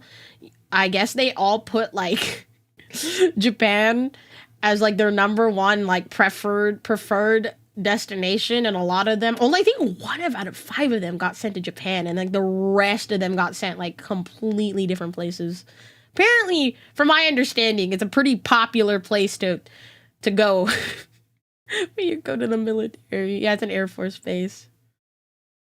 Yeah, it was incredible. In his horror, my history teacher way back in my senior year opened our lesson on D-Day reading a passage from 17-year-old soldier who was part of D-Day, and the poor kid talked about how the sounds of screams overpowered the ocean, and then by the time he reached the beach, he couldn't even hear the gunfire over the amount of shouting and screaming. Capped off the letter saying something like, "My body lived, but my soul is still on that beach, and when I close my eyes..." Holy. That's so heavy. Oh my god. 17 is so young, too. There's a big US bases. I actually lived in Okinawa when I was 5. Soviet Union not so much liberating as occupying its captured territories, and so they wanted to put on a show of force. On August 6th, the A-bomb fell on Hiroshima. Then, on the 9th, Nagasaki. Oh, God. The cities were reduced to rubble, and for the people living there, it was a terrible fate. But for the Allies, it achieved their main aim. In September, the Emperor announced Japan's surrender, saying the war situation has developed not necessarily to Japan's advantage. After 6 years, war was finally over. The Allies occupied Japan for 8 years. The Emperor was allowed to keep his position, but General MacArthur made sure this picture was printed in the Japanese press to display to the Japanese people that their Emperor was not the divine, powerful being. Was the not as tall necessary? Was the not as tall necessary here? They had believed. Germany was divided between America, the UK, France, and the Soviet Union. In 1949, the Allied sectors were united into West Germany. The Second World War had been more terrible and destructive than the first. In its This is when someone takes a picture next to hey! aftermath, 2 major superpowers with 2 very different ideologies had come out victorious, and the tension between the two not as tall was for emotional damage. of them would create a new kind of war. A very, very cold one. Oh, God. Wow, Churchill, that looks just like me. And your app is doing really well. And this quesadilla you made is to die for. How'd you learn to do all this stuff? On I used the link in the Skillshare! description to get 2 months of Skillshare for just 99 cents. Wow, tell me more. Okay. Skillshare is an online learning community with more than 19,000 classes in design, business, technology, and more. Premium membership gives you unlimited access to high-quality classes That taught by Pikachu? genuine experts working in their field. So you can improve your skills, unlock new opportunities, and do the work you love. If you want to learn how to create games, you can check out their courses on using Unity or creating vector art. There are courses for software development, music production, arts and crafts, or if you want to learn how to animate like I do, you can find loads of courses for beginning animation. And Skillshare won't take a heavy toll on your wallet compared to other learning platforms, with an annual subscription being under $10 a month. Will Skillshare tell me how to cure my Oshi's obsession with Doc Hudson? If you'd like to give it a try first, then I've got a deal just for oversimplified viewers. The first 1,000 people to use this link, which can also be found in the description, will get their first 2 months of Skillshare for just 99 cents. That's right, just 1 cent short of $1. So be sure to sign up using the link in the description, improve your skills, and learn something new today.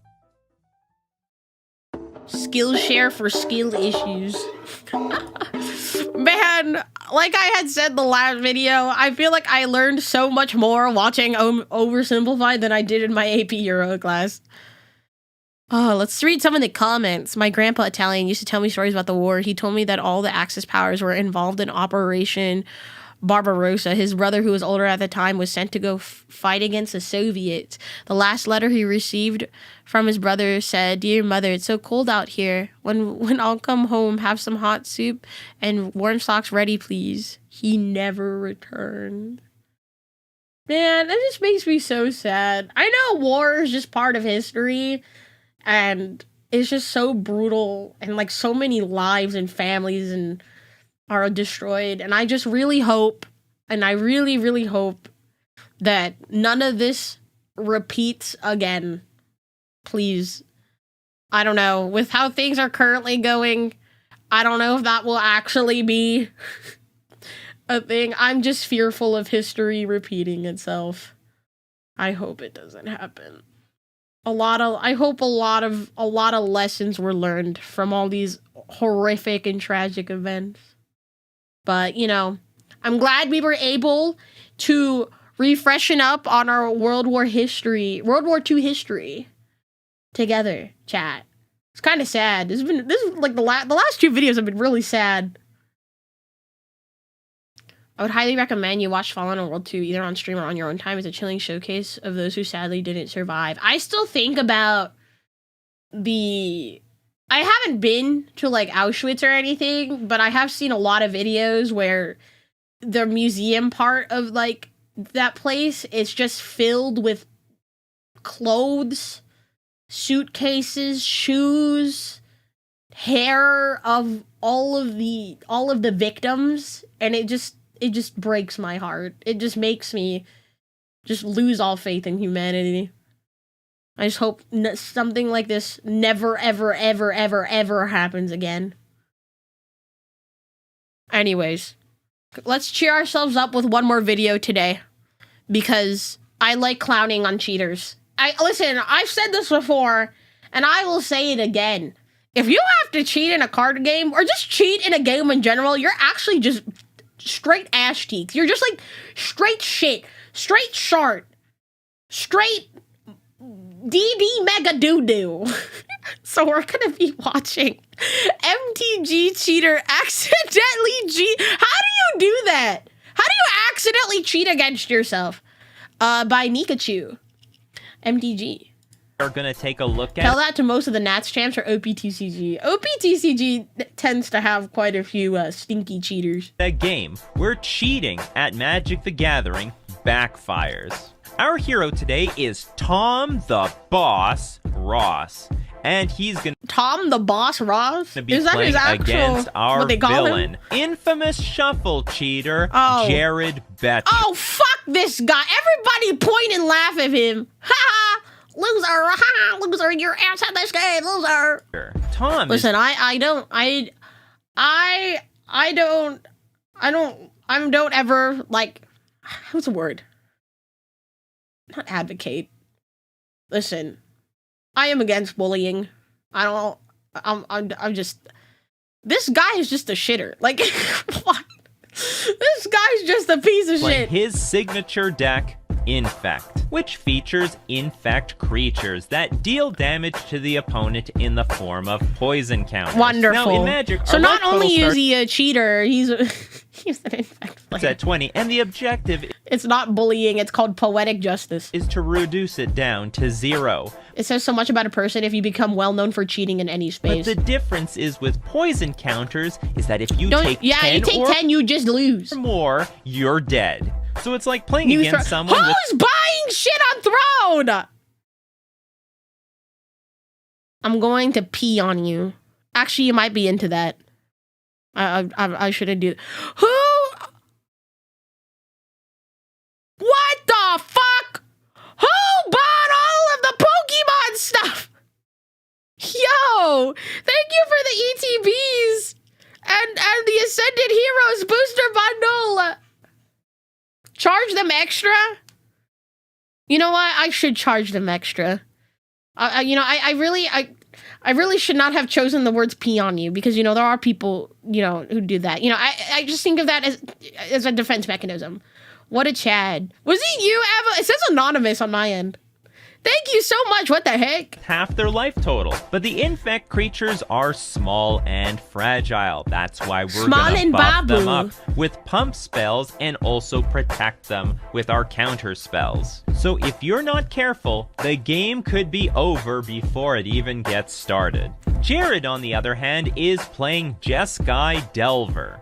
The namesake card of the deck is a 1/1 creature. At the beginning of your upkeep, look at the top card of your library. You may reveal that card. If an instant or sorcery card is revealed, this way transform Delver of Secrets. For 1 mana. But at the beginning of your upkeep, look at the top card of your library. You may reveal that card if an instant or sorcery card is revealed this way. Transform Delver of Secrets into a into a flying 3/2 creature. 3/2 flying creature, which is a pretty good rate. What are the odds of revealing an instant or sorcery? Well, pretty good because In this fact, the first deck I ever is bought was, in fact, I had no clue what it was, but I quickly went back and bought a different deck after I learned how disgusting infect was. loaded with removal spells like Lightning Bolt, Swords to Plowshares, and counter spells like Daze, Force of Will, and Spell Pierce to control the opponent. But Jared's secret weapon, his signature move,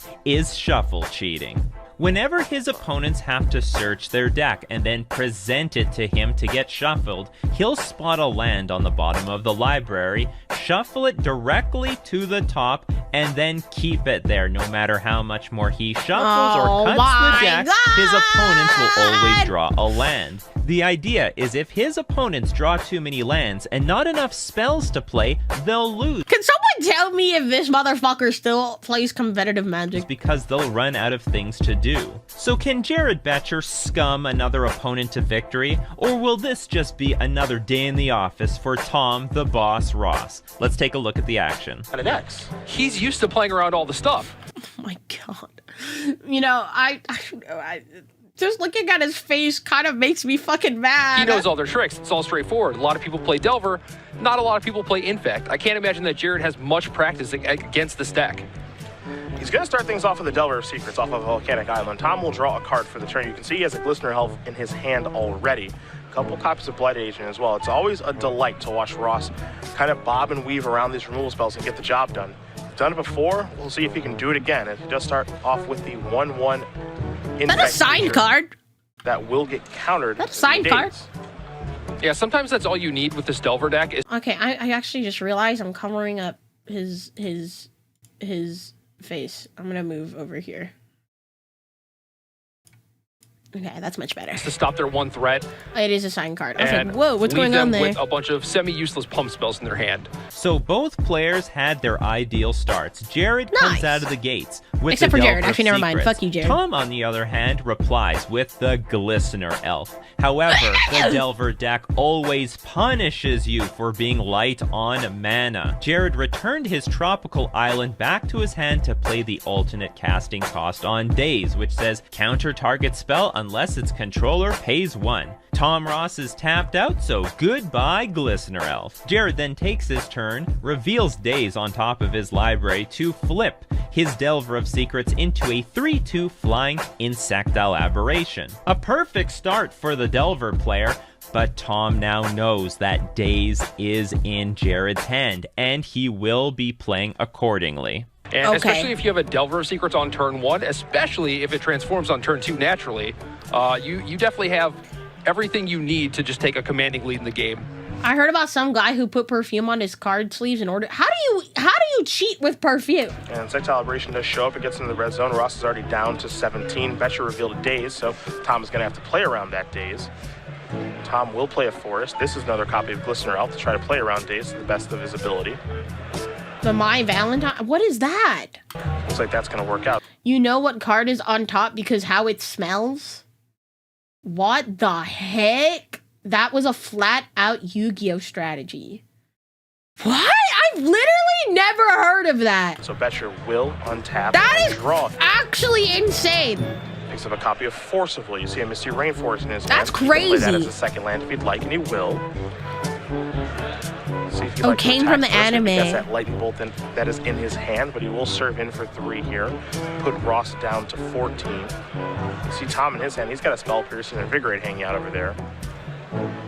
Betcher will go with Lightning Bolt to try to get the Glistener up off the table, and Tom says that's fine. Yeah, Spell Pierce not much help here when he knows that Jared has a Daze. Doesn't really want to walk into that. He could have used the Invigorate, but I do like saving that when you already have a few other creatures in your hand, whereas you don't have a lot of pump spells. Now, creatures, something Tom has plenty of. Right. I believe he has 2 Blight Agents, and he just drew a copy of Inkmoth Nexus, so creatures don't look to be much of a problem here, but he is under the gun. He is being attacked for 3 damage a turn. Yep. Nods. So he just has to be a little bit wary of that. And of course, Lightning Bolts will give Betcher some reach if he does find another one of those. Now, Tom is going to play Inkmoth Nexus. He's going to deploy a Blighted Agent again, playing around Daze here. He knows. He knows. We'll see if he Betcher has some interest in maybe knows. casting 4. Funny that the annoying cheater of this video is playing blue. I didn't catch that. Of Will. I didn't catch that. He does have his Batter Skull, but that's not going to be very useful this game. No, both a little I mean, he's too playing slow, blue. It says blue, white, red, right? and the lifelink not incredibly relevant. Betcher kind of giving this a long thought, I think, on if he's supposed to force a Will this or not. Yeah, I mean, it's kind of awkward. You sort of want to, but on the other hand, Tom does have the Inkmoth Nexus, so... And he will force that. So Tom casts the Blighted Agent, Okay. still holding up a mana to play around Jared's Daze. So with the Daze aging like sour milk, Jared pitches it to pay the alternate casting. You may pay 1 life and remove a blue card in your hand from the game instead of paying its casting cost. Effects that prevent or redirect damage cannot be used to counter this loss of life. Oh. Cost on Force of Will, which counters the Blighted Agent. And he will force that. So kind of what's happening here is Jared's fighting over all the creatures. Yeah. And so you have to imagine that if Tom finally gets one of these creatures in play, he's just going to, invigorate, try to kill you. Assuming that, there's probably not any counter magic hanging out over there, though Betcher did draw a Lightning Bolt for the turn. So Ross will untap after taking 3 more. He is at 11 now, draws a copy of Vines, a Vastwood. See the Verdant Catacombs in his hand. Curious how many cards Betcher has in the grip. I believe it's 2.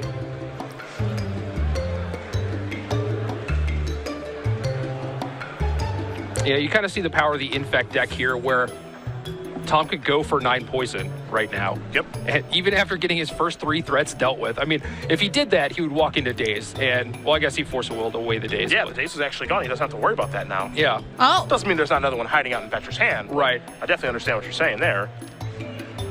Gonna go get a Trop, go down to 10 to get that. Yeah, just this Infect deck is a little bit more resilient than you might otherwise think. It's like, oh, well, he's like really just kill their first couple creatures and you're fine.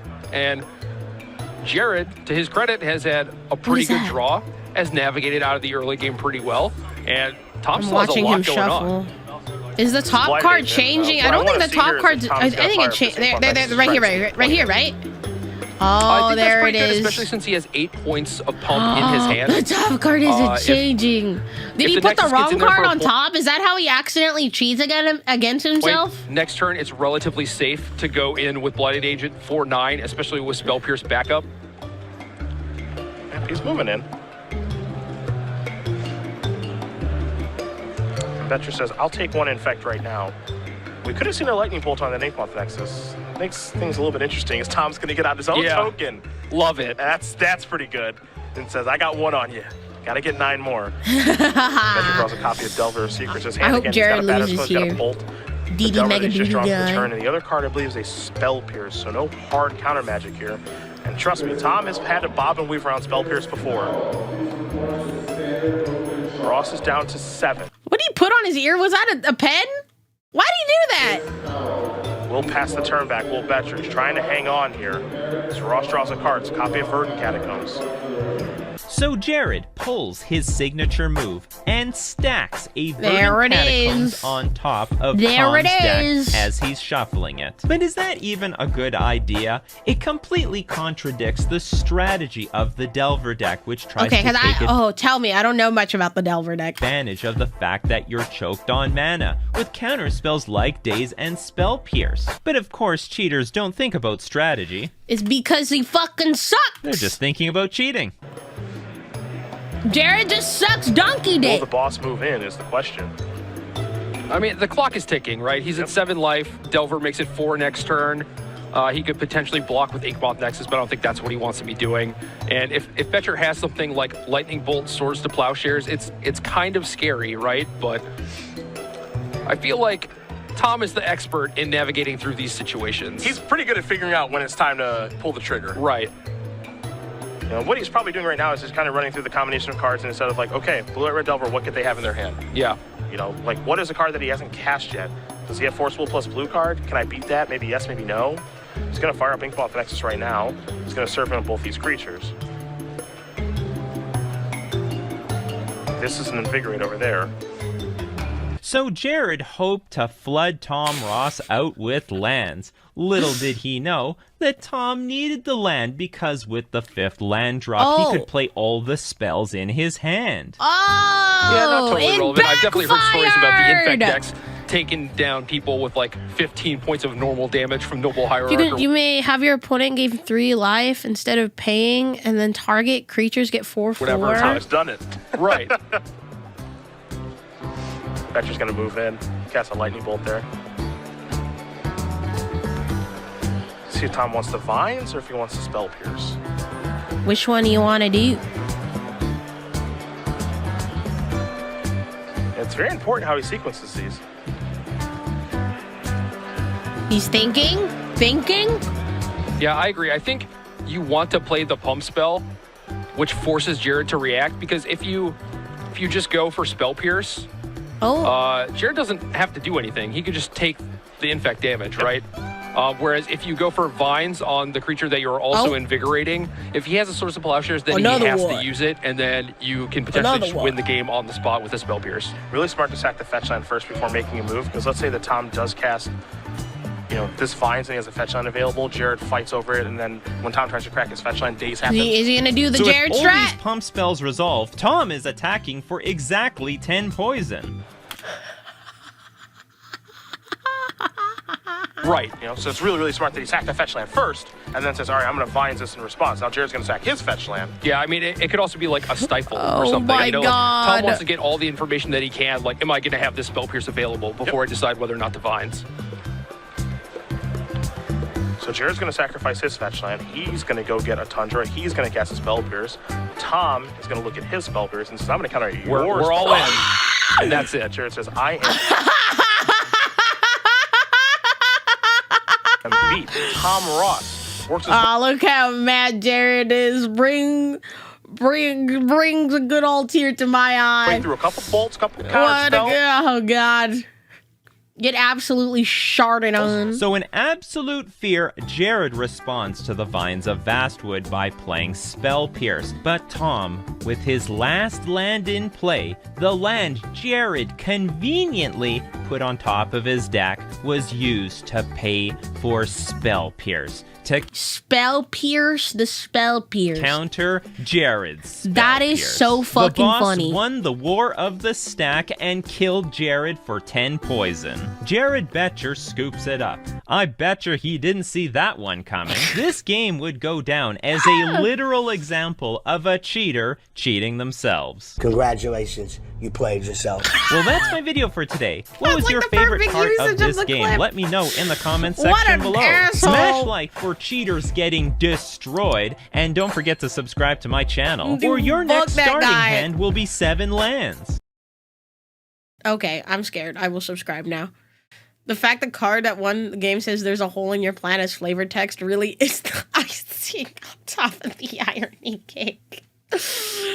Oh my god. Our hero is playing Infect. Never thought I'd hear someone say that. He should take tips from Sai. He should. He should just stop playing the fuck-ass game. Actually, he should just be banned from playing card games. Don't send him anywhere else. Always good to see justice served, even if it's served by the cheaters themselves. What a jackass. What a guy. Genuinely fuck that guy. Genuinely actually fuck that guy. Alright, gamers. I do have to go. So sorry if today's stream seems short. Thank you to everybody who came by. I don't know. You guys really spoiled me this stream. I don't know what was going on with the throne gifts and the subs. I appreciate it. It really means a lot to yours truly. Thank you guys so much for hanging out with me today. I will finalize my streaming schedule probably tonight. So hopefully I'll have the schedule out tomorrow morning. But I thank you guys so much for hanging out with me today. It's always fun hanging out with the shipwrecks. If you haven't done so yet, go join my Discord server. That is the best way to know whenever I'm live. Any schedule changes and all the sorts. Also, in the pinned comment, please consider buying my merch. It is, I believe the last week it's going to be available. The cheapest item on there is $4.99. It's a voice pack. So if you want to come help support me and also get something super duper cool out of it, go check out the pinned comments in the chat for my merchandise. And yeah, I don't really have anything else. Thank you guys so much for hanging out with me today as always. And I will see you guys very soon. Alrighty. Bye bye chat. Sayonara. Bye bye.